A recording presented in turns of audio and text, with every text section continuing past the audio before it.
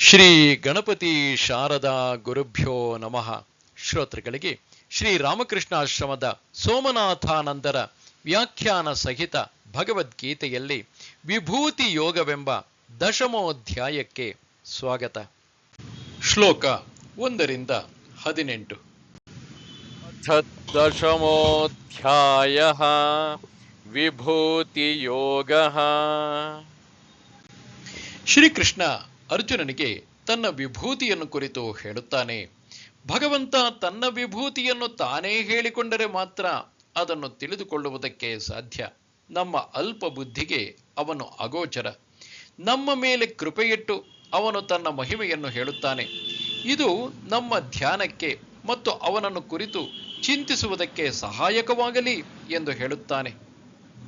ಶ್ರೀ ಭಗವಾನುವಾಚ ಭೂಯ ಏವ ಮಹಾಬಾಹೋ ಶೃಣು ಮೇ ಪರಮಂ ವಚಃ ಯತ್ತೇಹಂ ಪ್ರೀಯಮಾಣಾಯ ವಕ್ಷ್ಯಾಮಿ ಹಿತಕಾಮ್ಯಯಾ.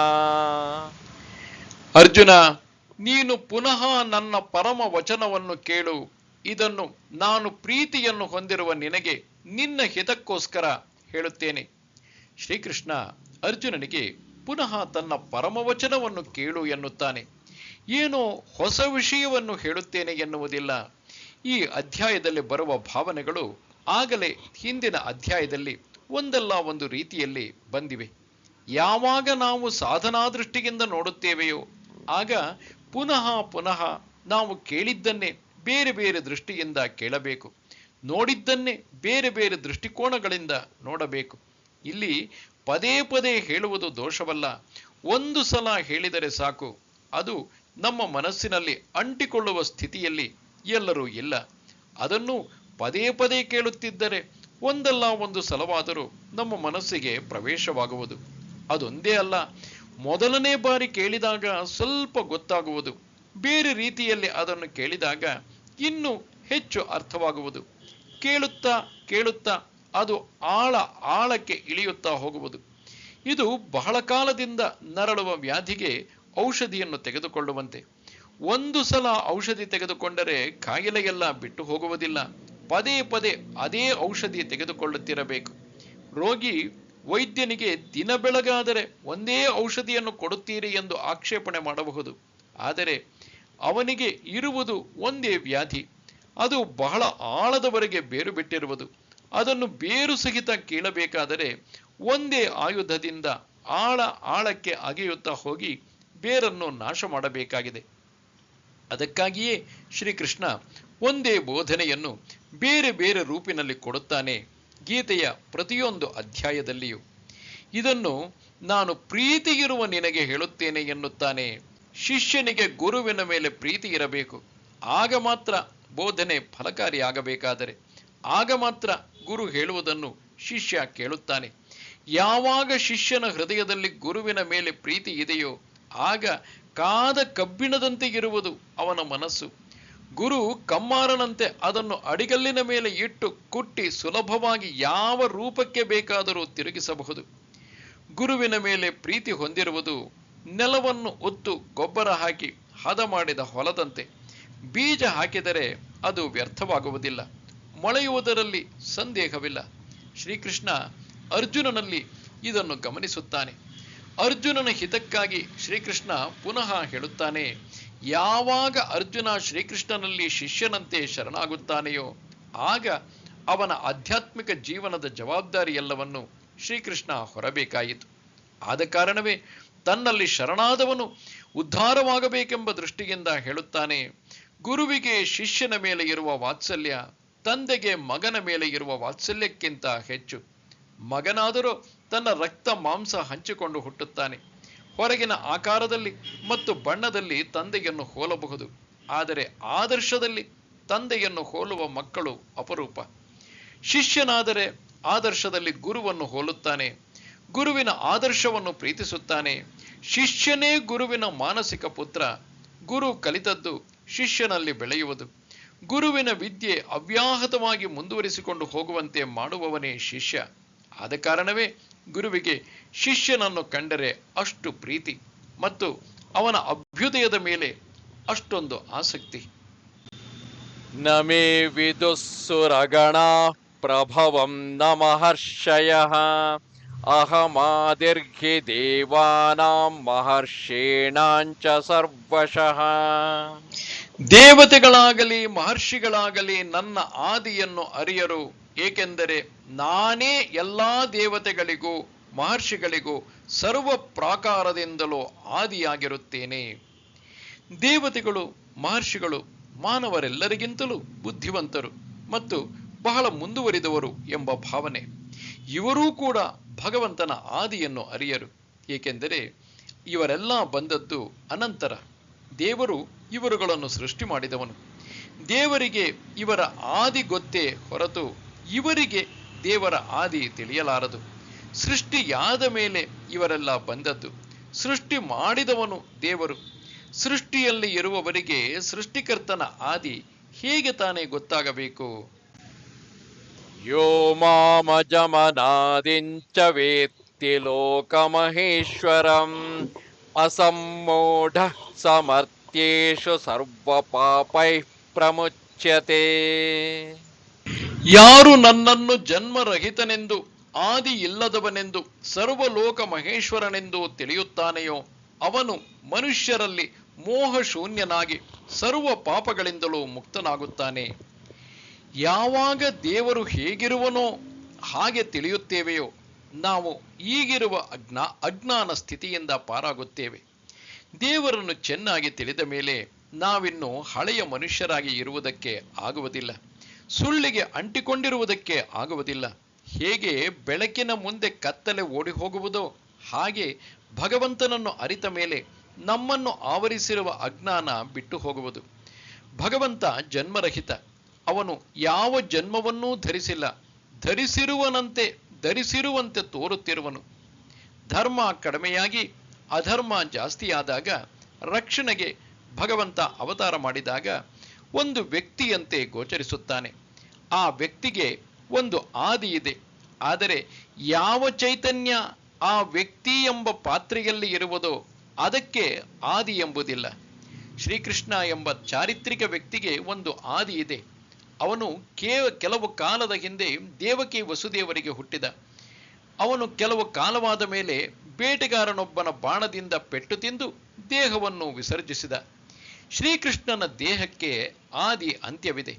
ಆದರೆ ಶ್ರೀಕೃಷ್ಣ ಎಂಬ ದೇಹದ ಮೂಲಕ ಯಾರು ಬೆಳಗುತ್ತಿದ್ದನೋ ಅವನು ಇದೇ ಪ್ರಥಮ ಬಾರಿಯಲ್ಲ ಪ್ರಪಂಚಕ್ಕೆ ಬಂದಿರುವುದು. ಅವನು ಯಾವಾಗಲೂ ಹಿಂದೆಯೂ ಇದ್ದ. ಶ್ರೀಕೃಷ್ಣನ ದೇಹ ನಾಶವಾದರೂ ಅವನು ಇರುತ್ತಾನೆ. ಅವನು ಒಂದು ಅವತಾರವನ್ನು ಧರಿಸಿ ಸಾಧಾರಣ ಮನುಷ್ಯನಂತೆ ವ್ಯವಹರಿಸುತ್ತಿರುವಾಗಲೂ ಅವನಿಗೆ ಹಿಂದಿನ ದೈವತ್ವ ಯಾವ ಕಾಲದಲ್ಲಿಯೂ ಮರೆತು ಹೋಗಿರಲಿಲ್ಲ. ಆ ಭಗವಂತನೆಂಬ ಚೈತನ್ಯಕ್ಕೆ ಒಂದು ಆದಿ ಇಲ್ಲ. ಅದು ಯಾವಾಗಲೂ ಇರುವುದು. ಆದಿ ಅಂತ್ಯವೆಂಬುದು ಕಾಲದಲ್ಲಿರುವುದು.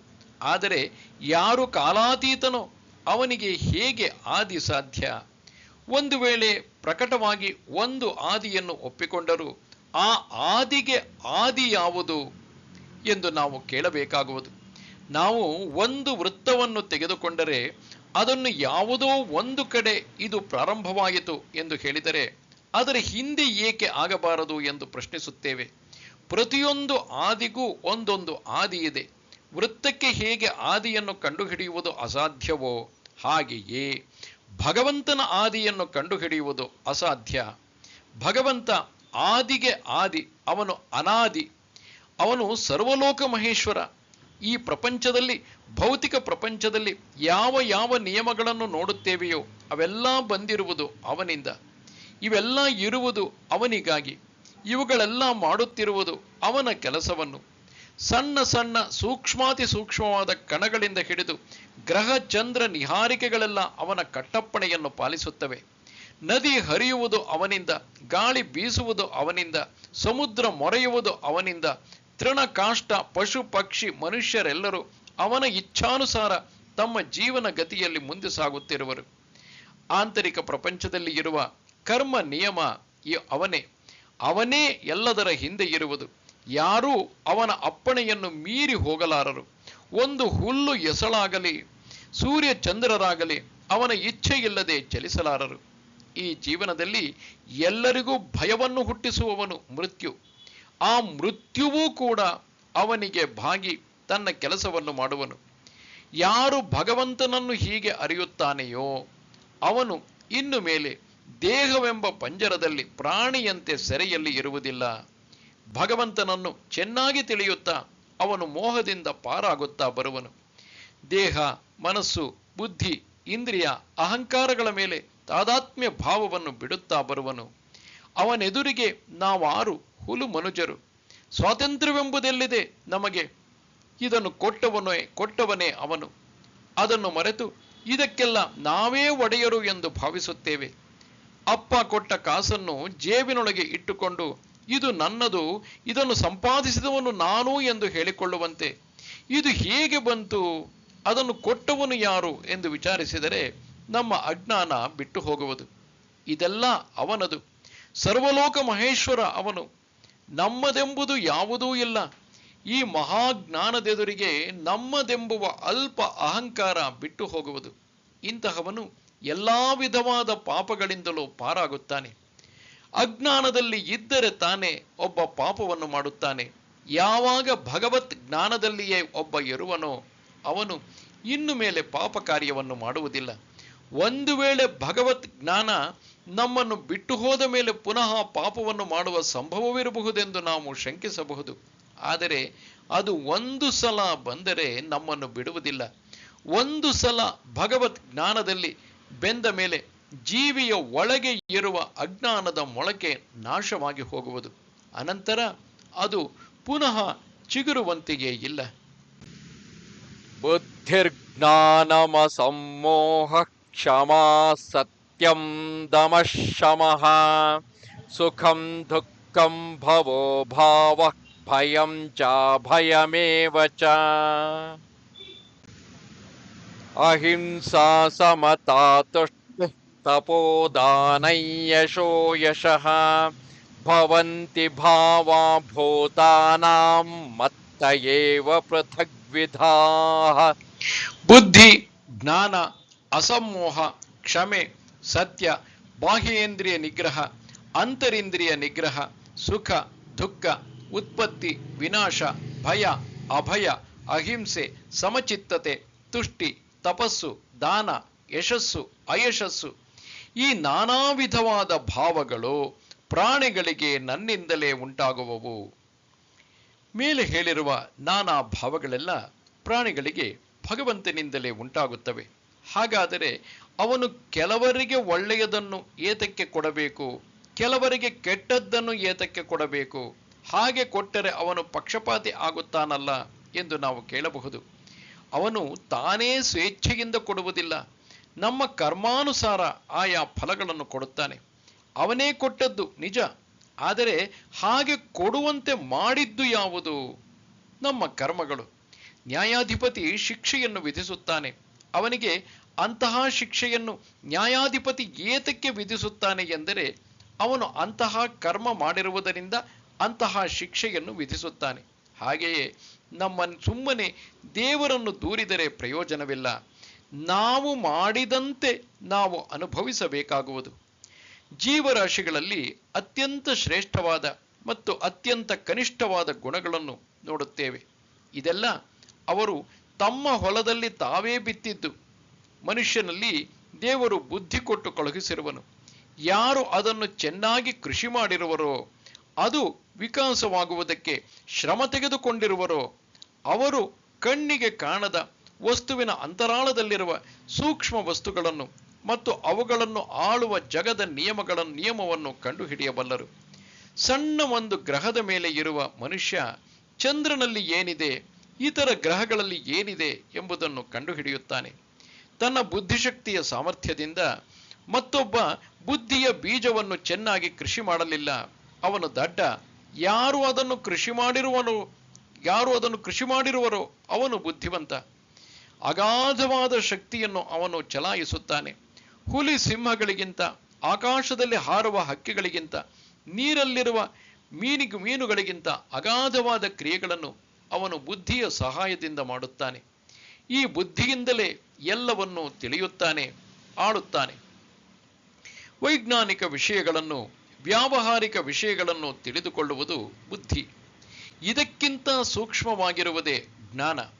ಇದು ಅಗೋಚರವಾದ ಅತೀಂದ್ರಿಯ ವಿಷಯಗಳನ್ನು ತಿಳಿದುಕೊಳ್ಳಬಲ್ಲದು. ನಮ್ಮ ಕಣ್ಣಿನ ಹೊರಗೆ ಇರುವ ವಿಷಯಗಳನ್ನು ತಿಳಿದುಕೊಳ್ಳುವುದು ಬುದ್ಧಿ. ನಮ್ಮ ಇಂದ್ರಿಯದ ಹಿಂದೆ, ನಮ್ಮ ವ್ಯಕ್ತಿತ್ವದ ಹಿಂದೆ ಇರುವುದನ್ನು, ಬ್ರಹ್ಮಾಂಡವನ್ನೆಲ್ಲ ಆಳುವ ಪರಾತ್ಪರ ವಸ್ತುವನ್ನು ತಿಳಿದುಕೊಳ್ಳುವುದು ಮತ್ತು ಅದನ್ನು ಹೇಗೆ ಪಡೆಯಬೇಕು ಎಂಬುದನ್ನು ಅರಿಯುವುದು ಜ್ಞಾನ. ಅಸಮ್ಮೋಹ ಎಂದರೆ ಮೋಹವಿಲ್ಲದೆ ಇರುವುದು. ಬಹುಪಾಲು ಜನ ಮೋಹದ ಮುಲಾಮನ್ನು ಕಣ್ಣಿಗೆ ಹಾಕಿಕೊಂಡು ನೋಡುತ್ತಾರೆ.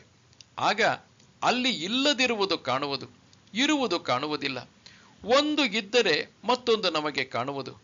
ನಾವು ಯಾವಾಗಲೂ ಸತ್ಯವನ್ನು ತಿಳಿದುಕೊಳ್ಳಬೇಕೆಂದು ಬಯಸುವುದಿಲ್ಲ. ಏಕೆಂದರೆ ಸಮ್ಮೋಹ ಎಂಬ ಅಂಜನ ಕಣ್ಣಿಗೆ ಬಳಿದುಕೊಂಡಿರುವುದರಿಂದ ಹೇಗೆ ಇರಬೇಕೆಂದು ಬಯಸುತ್ತೇವೆಯೋ ಹಾಗೇ ಇದೆ ಎಂದು ಭಾವಿಸುತ್ತೇವೆ. ಭ್ರಮಿಸಿ ಅದರ ಬಳಿಗೆ ಹೋಗುತ್ತೇವೆ. ಮಾರೀಚನಲ್ಲಿ ಸುಂದರವಾದ ಮೃಗವನ್ನು ನೋಡುತ್ತೇವೆ. ಅಲ್ಲಿರುವ ರಾಕ್ಷಸ ಕಾಣುವುದು ಅವನು ನಮ್ಮ ಕೈಗೆ ಸಿಕ್ಕಿದಾಗಲೇ.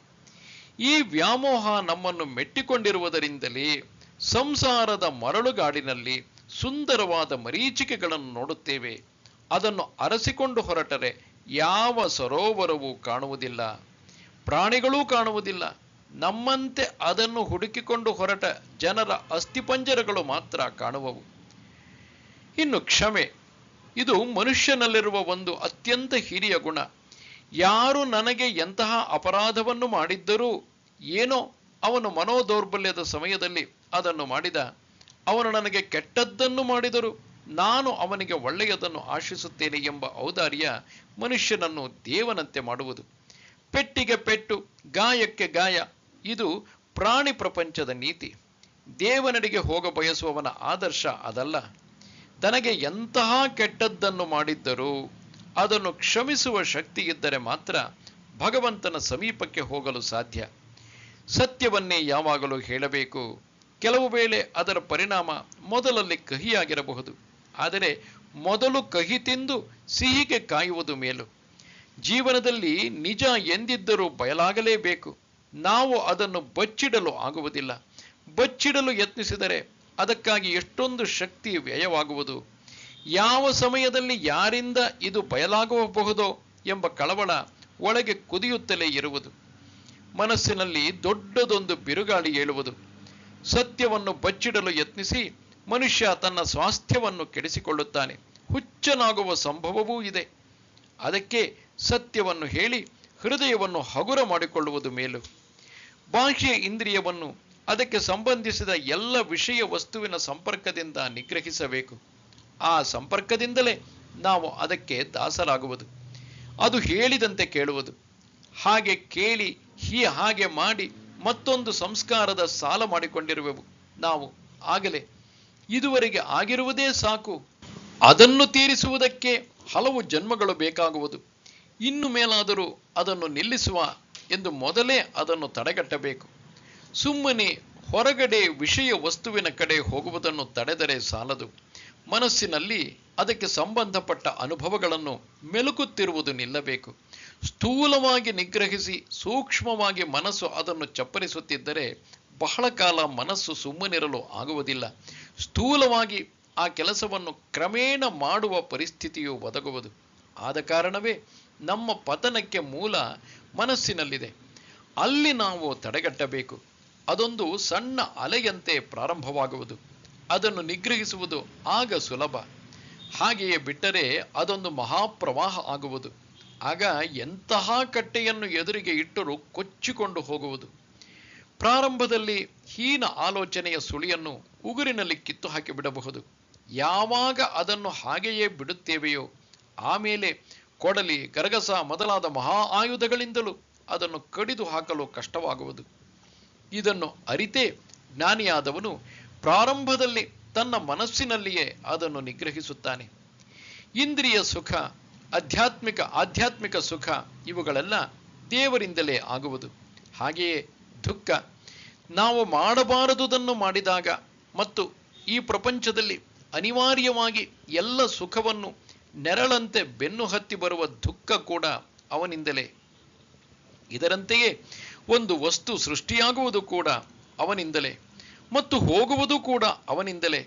ಒಂದು ಕೈ ಕೊಡುವುದು, ಮತ್ತೊಂದು ಕೈ ತೆಗೆದುಕೊಳ್ಳುವುದು. ಕೊಡುವಾಗ ಕೈಯೊಡ್ಡಿ ಕುಣಿದಾಡುತ್ತಾ ತೆಗೆದುಕೊಳ್ಳುತ್ತೇವೆ, ಆದರೆ ಯಾವಾಗ ತೆಗೆದುಕೊಳ್ಳಲು ಬರುವನೋ ಅದನ್ನು ಬಿಗಿದ ಮುಷ್ಟಿಯಲ್ಲಿ ಹಿಡಿದಿಟ್ಟುಕೊಳ್ಳುತ್ತೇವೆ. ಆದರೆ ಅವನು ತೆಗೆದುಕೊಂಡು ಹೋಗಲು ಬಂದಾಗ ಕಟುಕನಂತಿರುವನು. ಯಾರ ಬೇಡಿಕೆಯನ್ನು ಕೇಳುವುದಿಲ್ಲ, ಯಾರ ಕಣ್ಣೀರಿಗೂ ಕರಗುವುದಿಲ್ಲ. ಕೊಟ್ಟಿದ್ದನ್ನು ತನ್ನ ರೀತಿಯಲ್ಲಿಯೇ ತೆಗೆದುಕೊಂಡು ಹೋಗುವನು. ಭಯ ಮತ್ತು ಅಭಯ ಎರಡೂ ಕೂಡ ಅವನಿಂದಲೇ ಬರುವುದು. ಮುಂದೇನಾಗುವುದು ಎಂಬ ಭಯ ಇರಬಹುದು. ಅಯ್ಯೋ, ನಾನು ಕೆಟ್ಟದ್ದನ್ನು ಮಾಡಬಾರದು, ಕೆಟ್ಟದ್ದನ್ನು ಮಾಡಿದರೆ ಅದು ಪುನಃ ನನ್ನ ಮೇಲೆ ಕೆಟ್ಟ ಪರಿಣಾಮದಂತೆ ಬೀಳುವುದು ಎಂಬ ಭಯ ಇರಬಹುದು. ಎಲ್ಲ ವಿಧವಾದ ಭಯಗಳು ಬರುವುದು ಅವನಿಂದಲೇ. ಹಾಗೆಯೇ ಅಭಯ ಕೂಡ ಅವನದೇ. ಯಾವುದಕ್ಕೂ ಜಗ್ಗದೆ ಕುಗ್ಗದೆ ಇರುವುದು, ಜೀವನದಲ್ಲಿ ಏನನ್ನು ಬೇಕಾದರೂ ದಿಟ್ಟತನದಿಂದ ಎದುರಿಸುವ ಸಾಹಸ, ಎಂತಹ ವಿರುದ್ಧ ಅಲೆಗೂ ಕೊಚ್ಚಿಕೊಂಡು ಹೋಗದೆ ಎದೆಗೊಡುವ ಪೌರುಷ, ಇವೂ ಕೂಡ ಅವನಿಂದಲೇ ಬರುವವು. ಅಹಿಂಸೆ ಎಂದರೆ ಯಾರಿಗೂ ಅವನು ಹಿಂಸೆಯನ್ನು ಕೊಡಲು ಯತ್ನಿಸುವುದಿಲ್ಲ. ಬೇಕಾದರೆ ತಾನು ಏನು ಬೇಕಾದರೂ ಅನುಭವಿಸುತ್ತಾನೆ. ಇನ್ನೊಬ್ಬನಿಗೆ ಸ್ವಲ್ಪವೂ ತೊಂದರೆಯನ್ನುಂಟು ಮಾಡಲು ಯತ್ನಿಸುವುದಿಲ್ಲ. ಇವನು ಪೆಟ್ಟಿಗೆ ಪೆಟ್ಟು ಎಂಬ ನೀತಿಯಿಂದ ಮೇಲೆ ಇರುವನು. ಹಿಂಸೆಗಿಂತ ಅಹಿಂಸೆ ಅದ್ಭುತ ಪರಿಣಾಮಕಾರಿಯಾದುದು. ಆದರೆ ಎಲ್ಲರಿಗೂ ಅಹಿಂಸೆಯ ಬ್ರಹ್ಮಾಸ್ತ್ರವನ್ನು ಉಪಯೋಗಿಸುವ ಯೋಗ್ಯತೆ ಇಲ್ಲ ಅಷ್ಟೇ. ಇದು ಹೇಡಿತನವಲ್ಲ. ವೀರಾಧಿವೀರನ ಧೈರ್ಯ ಮತ್ತು ಸಹಿಷ್ಣುತೆ ಇದಕ್ಕೆ ಬೇಕು. ಸಮಚಿತ್ತತೆ ಎಂದರೆ ಎಲ್ಲರನ್ನೂ ಅವನು ಒಂದೇ ರೀತಿಯಲ್ಲಿ ನೋಡುತ್ತಾನೆ. ಅವನು ನಾಮರೂಪಗಳ ಹಿಂದೆ ತೂರಿ ಎಲ್ಲ ಕಡೆಯಲ್ಲಿಯೂ ಒಂದೇ ಸಮನಾಗಿರುವ ಪರಮಾತ್ಮನನ್ನು ನೋಡುತ್ತಾನೆ. ಅಥವಾ ಎಲ್ಲ ಒಂದೇ ಭಗವಂತನ ಕುಟುಂಬಕ್ಕೆ ಸೇರಿದವರು ಎಂಬ ದೃಷ್ಟಿಯಿಂದಲಾದರೂ ನೋಡಬಹುದು. ಅಂತೂ ಸಮದೃಷ್ಟಿ ಬರಬೇಕಾದರೆ ಭಗವಂತನ ಭಾವನೆ ಬರಬೇಕು. ಆಗ ಮಾತ್ರ ಇದು ಸಾಧ್ಯ. ಎಲ್ಲರ ಹಿಂದೆಯೂ ದೇವರು ಇರುವನು ಎಂದಾದರೂ ನೋಡಬಹುದು. ಎಲ್ಲರೂ ದೇವರಿಗೆ ಸೇರಿದವರು ಎಂದಾದರೂ ಈ ರೀತಿಯಾಗಿ ಆದರೂ, ಅಂದರೆ ಸಮದೃಷ್ಟಿ ಎಂದರೆ ಸಮದೃಷ್ಟಿ ಬರಬೇಕಾದರೆ ಭಗವಂತನ ಭಾವನೆ ಇರಬೇಕು. ಎಲ್ಲರ ಹಿಂದೆಯೂ ದೇವರು ಇರುವನು ಎಂದಾದರೂ ನೋಡಬಹುದು, ಅಥವಾ ಎಲ್ಲರೂ ದೇವರಿಗೆ ಸೇರಿದವರು ಎಂದಾದರೂ ನೋಡಬಹುದು. ತೃಪ್ತಿ ಕೂಡ ಅವನಿಂದಲೇ ಬರುವುದು. ಜೀವನದಲ್ಲಿ ಅಪೂರ್ವ ವರ ಇದು. ಇರುವವರಿಗೆಲ್ಲ ತೃಪ್ತಿ ಬರುವುದಿಲ್ಲ. ಇರುವವನಿಗೆ ಈಗ ಇರುವುದೇ ಸಾಲದು, ಇನ್ನೂ ಬೇಕು ಎಂಬ ಆಸೆ ಯಾವಾಗಲೂ ಕಾಡುತ್ತಿರುವುದು. ಭಿಕ್ಷುಕನಿಂದ ಲಕ್ಷಾಧೀಶ್ವರನವರೆಗೆ ಇದನ್ನು ನೋಡುತ್ತೇವೆ. ಆದರೆ ಎಲ್ಲಿ ಜೀವಿ ದೇವರು ಕೊಟ್ಟಿದ್ದರಲ್ಲಿ ತೃಪ್ತನಾಗಿರುವನೋ, ಈ ಜೀವನದಲ್ಲಿ ಆಸೆಗೆ ಪಾರವಿಲ್ಲ ಎಂದು ಅರಿತಿರುವನೋ, ಅವನೊಂದು ಬಡ ಕುಟೀರದಲ್ಲಿರಬಹುದು, ಅವನಿಗೆ ತೃಪ್ತಿ ಇದೆ. ಆದರೆ ಅರಮನೆಯಲ್ಲಿದ್ದರೂ ಬೇಕಾದಷ್ಟು ಇದ್ದರೂ ಯಾರಿಗೆ ಅತೃಪ್ತಿ ಇದೆಯೋ ಅವನು ಎಲ್ಲಿದ್ದರೂ ಭಿಕಾರಿ. ಏಕೆಂದರೆ ಅವನು ಇನ್ನೂ ಬೇಡುತ್ತಿರುವನು. ಯಾರಿಗೆ ಏನೂ ಬೇಕಾಗಿಲ್ಲವೋ, ಇರುವುದರಲ್ಲಿ ತೃಪ್ತನಾಗಿರುವನೋ, ಅವನಿಗೆ ಏನೂ ಇಲ್ಲದೆ ಇದ್ದರೂ ಅವನಿಗೆ ಕೊರತೆಗಳು ಇಲ್ಲ. ಇನ್ನು ತಪಸ್ಸು ಕೂಡ ಭಗವಂತನ ವರವೇ. ನಮ್ಮ ಮನಸ್ಸನ್ನೆಲ್ಲ ಏಕಾಗ್ರ ಮಾಡಿ ನಾವು ಪಡೆಯಬೇಕೆಂಬ ವಸ್ತುವಿನ ಕಡೆ ಗಮನ ಹರಿಸಬೇಕು. ಅದಕ್ಕಾಗಿ ಎಲ್ಲವನ್ನೂ ಮರೆಯಬೇಕು. ಎಂತಹ ಕಷ್ಟವನ್ನಾದರೂ ಸಹಿಸಬೇಕು. ಜೀವನದ ಅತ್ಯಂತ ರಹಸ್ಯವಾದ ವಸ್ತುಗಳನ್ನು ಪಡೆಯುವುದಕ್ಕೆ ಇರುವುದೊಂದೇ ಮಾರ್ಗ, ಅದೇ ತಪಸ್ಸು. ವಿಜ್ಞಾನ ಪ್ರಪಂಚದಲ್ಲಿ ಹುದುಗಿರುವ ನಿಯಮಗಳನ್ನು ಹುದುಗಿರುವ ನಿಯಮಗಳನ್ನು ಕಂಡುಹಿಡಿಯಬೇಕಾದರೆ ವರುಷಗಳು ಅದಕ್ಕಾಗಿ ಎಲ್ಲವನ್ನೂ ಅರ್ಪಣೆ ಮಾಡಿ ತದೇಕ ಧ್ಯಾನದಲ್ಲಿ ನಿರತನಾಗಬೇಕು. ಆಗಲೇ ಒಬ್ಬ ಗ್ಯಾಲಿಲಿಯೋ, ನ್ಯೂಟನ್, ಐನ್ಸ್ಟೀನ್ ಮುಂತಾದವರು ಪ್ರಕೃತಿಯ ರಹಸ್ಯದ ಕಡಲಿನಿಂದ ಒಂದು ಮುತ್ತನ್ನು ತರಬೇಕಾದರೆ, ಆಧ್ಯಾತ್ಮಿಕ ಜೀವನ ಕೂಡ ಹೀಗೆ ಆತ್ಮ ವಿಚಾರದಲ್ಲಿ ತನ್ಮಯರಾಗಬೇಕು. ಆಗಲೇ ಒಂದು ಅನುಭವ ದೊರಕಬೇಕಾದರೆ. ಈ ಜೀವನದಲ್ಲಿ ಅಪೂರ್ವದ್ದಾಗಿರುವುದು, ಅನರ್ಘ್ಯವಾಗಿರುವುದು ಯಾವುದೂ ಬಿಟ್ಟು ಸಿಕ್ಕುವುದಿಲ್ಲ. ಅದಕ್ಕೆ ತಪಸ್ಸಿನ ಬೆಲೆಯನ್ನು ಕೊಡಬೇಕು. ಆಗಲೇ ಅದು ನಮಗೆ ಸಿಕ್ಕಬೇಕಾದರೆ. ದಾನ ಮಾಡಬೇಕೆಂಬ ಆಸೆ ಒಬ್ಬನಲ್ಲಿ ಇರಬೇಕಾದರೆ ಅದು ಭಗವಂತನ ಒಂದು ಅಪೂರ್ವ ವರವೇ ಸರಿ. ಇರುವವರಿಗೆಲ್ಲ ಕೊಡಬೇಕೆಂಬ ಬುದ್ಧಿ ಬರುವುದಿಲ್ಲ. ಅವನು ಬದುಕಿರುವಾಗ ತಾನು ತಿನ್ನಬೇಕು, ಅನಂತರ ತನ್ನವರು ತಿನ್ನಬೇಕು, ತನ್ನವರು ಇಲ್ಲದೇ ಇದ್ದರೆ ಯಾರನ್ನಾದರೂ ದತ್ತು ತೆಗೆದುಕೊಂಡಾದರೂ ಅವರಿಗೆ ತನ್ನ ಆಸ್ತಿಯನ್ನೆಲ್ಲ ಕಟ್ಟುವನೇ ಹೊರತು ಎಲ್ಲರಿಗೂ ಒಳ್ಳೆಯದಾಗುವ ಒಂದು ಕಾರ್ಯಕ್ಕೆ ಕೊಡಲು ಮನಸ್ಸು ಬರುವುದಿಲ್ಲ. ಈ ಜೀವನದಲ್ಲಿ ನಮ್ಮ ಹಿಂದೆ ಬರುವುದೇ ಈಗ ಕೊಟ್ಟದ್ದು. ಅದೊಂದೇ ಅಲ್ಲ, ಜೀವನದಲ್ಲಿ ಕೊಡುವುದರಲ್ಲಿ ಒಂದು ಆನಂದವಿದೆ. ನಾನೇ ಅದನ್ನು ಅನುಭವಿಸುವುದಕ್ಕಿಂತ ಹಿರಿಯ ಆನಂದ ಕೊಡುವುದರಲ್ಲಿದೆ. ಜೀವನದಲ್ಲಿ ಎಲ್ಲ ಕೊಡುವುದಕ್ಕಾಗಿಯೇ ಜನ್ಮ ತಾಳಿದಂತಿದೆ. ಎಲ್ಲ ಕಡೆಯಲ್ಲಿಯೂ ಈ ನೀತಿಯನ್ನೇ ಪ್ರಕೃತಿ ಸಾರುತ್ತಿದೆ. ಮರ ಹಣ್ಣು ಕೊಡುವುದು, ಗಿರಿ ಮೋಡವನ್ನು ತಡೆದು ಮಳೆ ಕೊಡುವುದು, ನದಿ ನೀರನ್ನು ಕೊಡುವುದು, ಸಾಗರ ನದಿಗೆಲ್ಲ ನೀರು ಕೊಡುವುದು. ಈ ಪ್ರಪಂಚದಲ್ಲಿ ಇರುವುದೆಲ್ಲ ಭೂಮಕ್ಕೆ ತನ್ನನ್ನು ಅರ್ಪಣೆ ಮಾಡಿಕೊಳ್ಳುವುದನ್ನು ನೋಡುತ್ತೇವೆ. ದಾನಿಯಾದವನು ಈ ನಿಯಮವನ್ನು ಅರಿತವನು, ಈ ಆನಂದವನ್ನು ಅರಿತವನು. ಕೊಡುವ ಸದವಕಾಶ ಬಂದಾಗ ಅದನ್ನು ಕಳೆದುಕೊಳ್ಳುವುದಿಲ್ಲ. ಕೊಡುವವರೆಲ್ಲ ದಾನಿಗಳಲ್ಲ. ಎಷ್ಟೋ ಜನ ಹೆಸರಿಗಾಗಿ ಕೊಡುವರು, ಕೀರ್ತಿಗಾಗಿ ಕೊಡುವರು. ಈಗ ಕೊಟ್ಟರೆ ಬಡ್ಡಿ ಸಮೇತ ನಮಗೆ ಹಿಂತಿರುಗಿ ಬರುವುದು ಎಂದು ಕೊಡುವರು. ಈ ಜೀವನದಲ್ಲಿ ಕೊಡುವುದೊಂದು ದೊಡ್ಡ ಕಲೆ. ಅವನು ಯಾರಿಗೂ ತಿಳಿಯದೆ ಕೊಡುವನು, ಲಜ್ಜೆಯಿಂದ ಕೊಡುವನು, ತನ್ನ ಗೌರವಕ್ಕೆ ತಕ್ಕಂತೆ ಕೊಡುವನು. ಅವನು ಕೊಡುವಾಗ ಯಾವ ಷರತ್ತನ್ನು ಹಾಕುವುದಿಲ್ಲ. ಮಲ್ಲಿಗೆ ಕಂಪನ್ನು ದಿಸೆ ದಿಸೆಗೂ ಎಸೆಯುವಂತೆ ಅವನು ಕೊಡುವನು. ಯಾರಿಂದ ಅದಕ್ಕೆ ಏನೂ ಬೇಕಾಗಿಲ್ಲ. ಕೊಡುವುದು ಅದರ ಧರ್ಮ, ಅದಕ್ಕಾಗಿ ಕೊಡುವುದು. ಅಲ್ಲಿಗೆ ಅದು ಕೊನೆಗೊಳ್ಳುವುದು. ಯಶಸ್ಸು ಬರುವುದು ಅವನಿಂದಲೇ. ಜೀವನದಲ್ಲಿ ಒಂದು ಒಳ್ಳೆಯ ಕೆಲಸವನ್ನು ಮಾಡಿದಾಗ ಕೀರ್ತಿ ಇವನನ್ನು ಹುಡುಕಿಕೊಂಡು ಬರುವುದು. ಈ ಪ್ರಪಂಚದಲ್ಲಿ ಎರಡು ಬಗೆಯ ಮನುಷ್ಯರು ಇರುವರು. ಮೊದಲನೆಯ ಮನುಷ್ಯ ಕೀರ್ತಿಯನ್ನು ಹುಡುಕಿಕೊಂಡು ಹೋಗುವನು. ಇಂಥವರೇ ಬಹಳ ಮಂದಿ. ತುಂಬ ಶ್ರಮಪಟ್ಟು ಕೀರ್ತಿ ಗಳಿಸುವುದಕ್ಕಾಗಿ ಹಗಲು ರಾತ್ರಿ ಏನನ್ನಾದರೂ ಮಾಡುತ್ತಿರುವರು. ಮತ್ತೊಂದು ಬಗೆಯ ಜನರಿರುವರು. ಅವರು ಕೀರ್ತಿಯನ್ನು ಗಳಿಸಬೇಕೆಂದು ಮನಸ್ಸನ್ನು ಮಾಡುವುದಿಲ್ಲ. ಯಾವುದೋ ಒಂದು ಅಸಾಧ್ಯವಾದುದನ್ನು ಸ್ಥಾಪಿಸುವರು. ಮಾನವ ಕೋಟಿ ಅವರಿಗೆ ಕೃತಜ್ಞತೆಯನ್ನು ಅರ್ಪಿಸುವುದು, ಅಚಂದ್ರಾರ್ಕವಾಗಿ ಅವರನ್ನು ಹೊಗಳುವುದು. ಕೀರ್ತಿ ಇಂತಹ ವ್ಯಕ್ತಿಗಳನ್ನು ಹುಡುಕಿಕೊಂಡು ಬೇಡವೆಂದರೂ ತನ್ನ ಕಿರೀಟವನ್ನು ಅವರ ತಲೆಯ ಮೇಲೆ ಇಡುವುದು. ಈ ಗುಂಪಿಗೆ ಸೇರಿದವರು ವಿಭೂತಿ ಪುರುಷರು. ಇಂತಹವರ ಸಂಖ್ಯೆ ಕಡಿಮೆ. ಆದರೆ ಇವರೇ ಜಗದ ಜೀವಾಳ. ಸೃಷ್ಟಿಯ ವೃಕ್ಷದಲ್ಲಿ ಬಿಟ್ಟಿರುವ ಅನರ್ಘ್ಯವಾದ ಫಲಪುಷ್ಪಗಳು ಇವರು.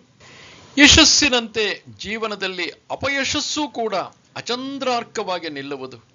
ಒಬ್ಬ ದುರ್ಯೋಧನ, ರಾವಣ, ಧರ್ಮರಾಯನಷ್ಟೇ, ಶ್ರೀರಾಮನಷ್ಟೇ ಅಮರತ್ವವನ್ನು ಗಳಿಸಿರುವರು. ಈ ವ್ಯಕ್ತಿಗಳ ಮೂಲಕವಾಗಿಯೂ ದೇವರು ಒಂದು ದೊಡ್ಡ ನೀತಿಯನ್ನು ಎಲ್ಲರಿಗೂ ಕಲಿಸುತ್ತಿರುವನು.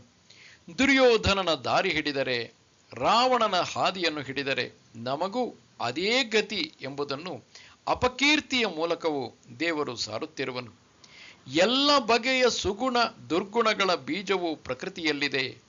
ಅವೆಲ್ಲ ಮೊಳೆಯಬೇಕಾದರೆ, ಫಲ ಕೊಡಬೇಕಾದರೆ ಭಗವಂತ ಮಳೆಯಿಂದ ಬಿದ್ದರೆ ಮಾತ್ರ ಸಾಧ್ಯ.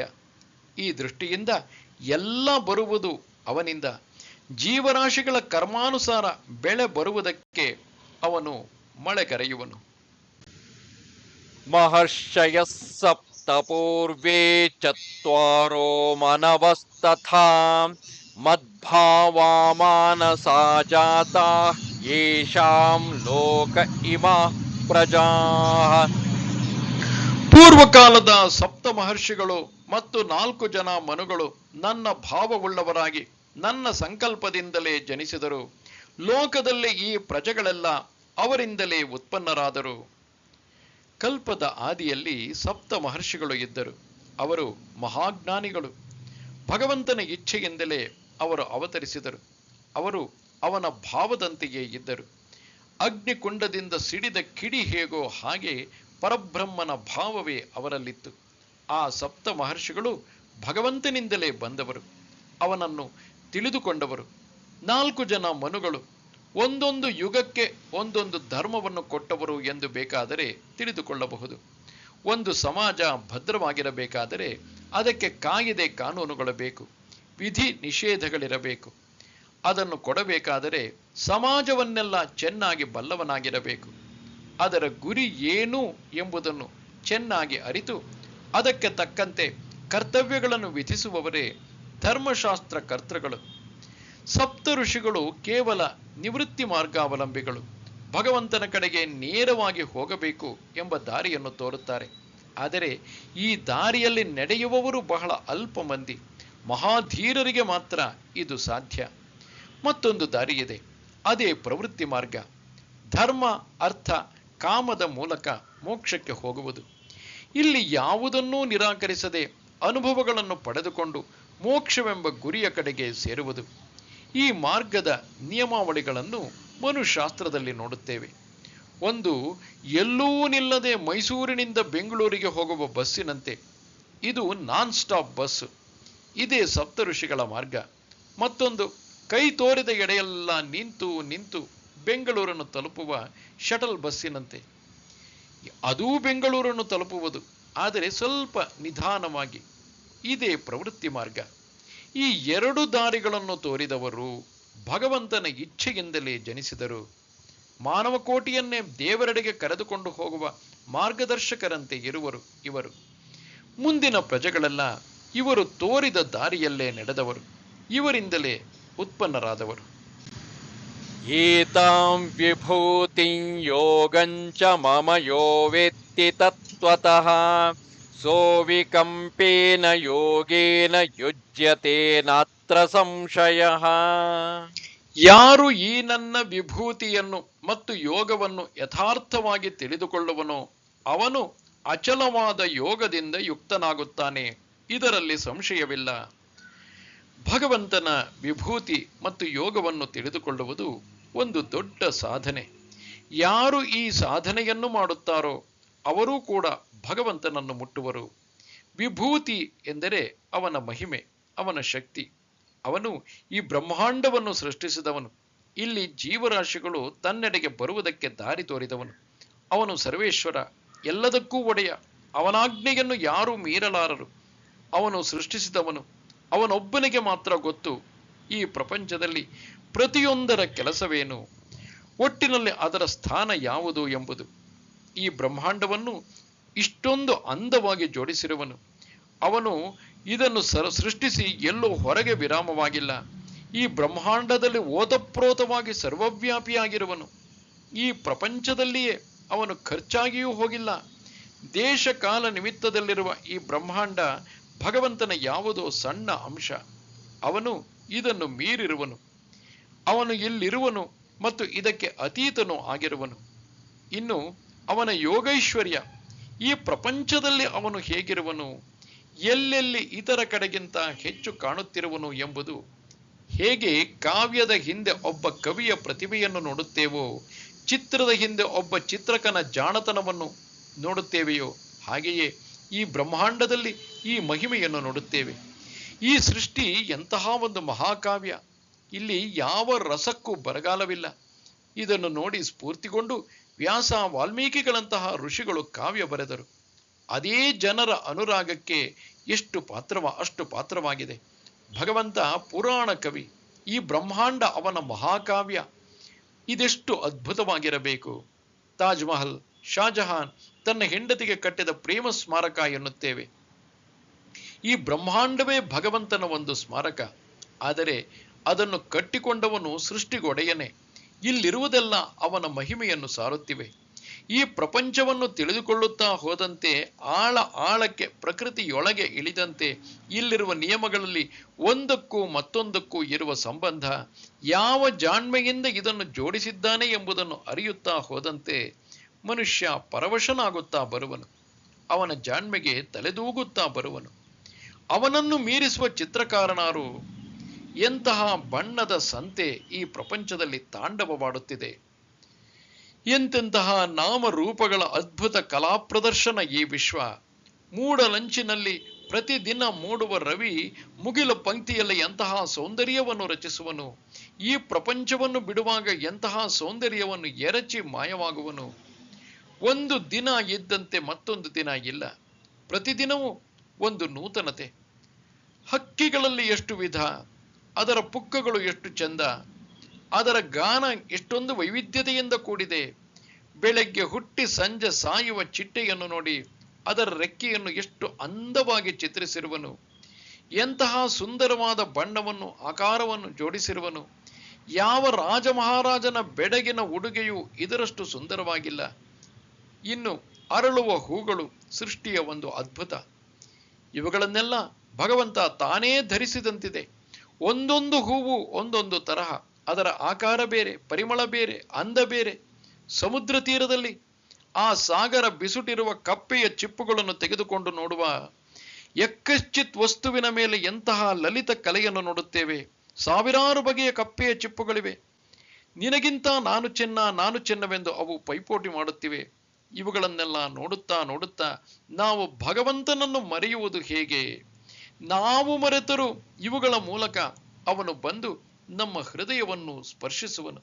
ಹೀಗೆ ಭಗವಂತನ ವಿಭೂತಿ ಮತ್ತು ಅವನ ಐಶ್ವರ್ಯವನ್ನು ತಿಳಿಯುತ್ತಾ ಹೋದಂತೆ ಅವನ ಯಥಾರ್ಥ ದರ್ಶನ ನಮಗೆ ಆಗುವುದು. ಅವನು ಕಾಣಿಸದಾದಾಗ, ಅವನಿಂದ ದೂರವಿರುವಾಗ ನಾವು ಅವನ ವಿಷಯದಲ್ಲಿ ಅವನು ಹಾಗಿರಬಹುದು, ಹೀಗಿರಬಹುದು ಎಂದು ಕಲ್ಪಿಸಿಕೊಳ್ಳುವೆವು. ಸಾಕ್ಷಾತ್ತಾಗಿ ಸೃಷ್ಟಿಯಲ್ಲಿ ಅವನನ್ನೇ ಅನುಭವಿಸುತ್ತಾ ಹೋದಂತೆ ಅವನ ಯಥಾರ್ಥ ಸ್ಥಿತಿ ನಮಗೆ ಅರಿವಾಗುವುದು. ಆಗ ಅವನು ಅಲ್ಲಿಂದ ಉರುಳುವುದಿಲ್ಲ. ಅವನಿಗೆ ಭಗವಂತನ ಆಶ್ರಯ ಸಿಕ್ಕಿರುವುದು. ಈ ಸೃಷ್ಟಿಯಲ್ಲಿ ಅವನನ್ನು ನೋಡುವುದೇ ಮಹಾಪೂಜೆ, ಮಹಾಯಾಗ, ಮಹಾಸಾಧನೆ. ಕಣ್ಣು ಮುಚ್ಚಿಕೊಂಡು ನಿರ್ವಿಕಲ್ಪ ಸಮಾಧಿಗೆ ಹೋಗುವುದರಲ್ಲಿ ಒಂದು ಸಾಹಸ ಇದೆ. ಆದರೆ ಕಣ್ತೆರೆದುಕೊಂಡು ಎದುರಿಗೆ ಇರುವ ಪ್ರತಿಯೊಂದು ವಸ್ತುವಿನ ಹಿಂದೆಯೂ ಪ್ರತಿ ಕ್ಷಣವೂ ಅವನನ್ನು ಅನುಭವಿಸುವುದೇನು ಅದಕ್ಕಿಂತ ಕಡಿಮೆ ಸಾಹಸವೇನೂ ಅಲ್ಲ. ಒಮ್ಮೆ ಯೋಗದಿಂದ ಅವನ ಕೈಯನ್ನು ಹಿಡಿದುಕೊಂಡ ಮೇಲೆ ಇನ್ನವನು ನಮ್ಮನ್ನು ಕೆಡಹುವುದಿಲ್ಲ. ಇದರ ವಿಷಯದಲ್ಲಿ ಸಂಶಯವಿಲ್ಲದಿರಲಿ ಎಂದು ಶ್ರೀಕೃಷ್ಣ ಹೇಳುತ್ತಾನೆ. ಅನುಮಾನಗ್ರಸ್ತರು ನಾವು. ನಮಗೆ ನಿಜ ಬೇಕಾಗಿದೆ, ಭರವಸೆ ಬೇಕಾಗಿದೆ. ಅದನ್ನು ಶ್ರೀಕೃಷ್ಣ ಪದೇ ಪದೇ ಗೀತೆಯಲ್ಲಿ ಅನೇಕ ವೇಳೆ ಕೊಡುವನು. ಅಹಂ ಸರ್ವಸ್ಯ ಪ್ರಭವಃ ಮತ್ತಃ ಸರ್ವಂ ಪ್ರವರ್ತತೆ ಇತಿ ಮತ್ವಾ ಭಜಂತೆ ಮಾಂ ಬುಧಾ ಭಾವ ಸಮನ್ವಿತಾಃ. ನಾನು ಸಮಸ್ತ ಜಗತ್ತಿಗೆ ಉತ್ಪತ್ತಿ ಸ್ಥಾನ, ನನ್ನಿಂದಲೇ ಎಲ್ಲವೂ ನಡೆಯುತ್ತಿದೆ ಹೀಗೆಂದು ತಿಳಿದು ಜ್ಞಾನಿಗಳು ಭಾವಪೂರ್ವಕ ನನ್ನನ್ನು ಭಜಿಸುತ್ತಾರೆ. ಜ್ಞಾನಿಗಳಿಗೆ ಭಗವಂತನಿಂದಲೇ ಈ ಪ್ರಪಂಚ ಬಂದಿದೆ, ಅವನಲ್ಲಿದೆ, ಕೊನೆಗೆ ಅವನಲ್ಲಿಯೇ ಐಕ್ಯವಾಗುತ್ತದೆ ಎಂಬುದು ಹೃದ್ಗತವಾದ ಸತ್ಯ.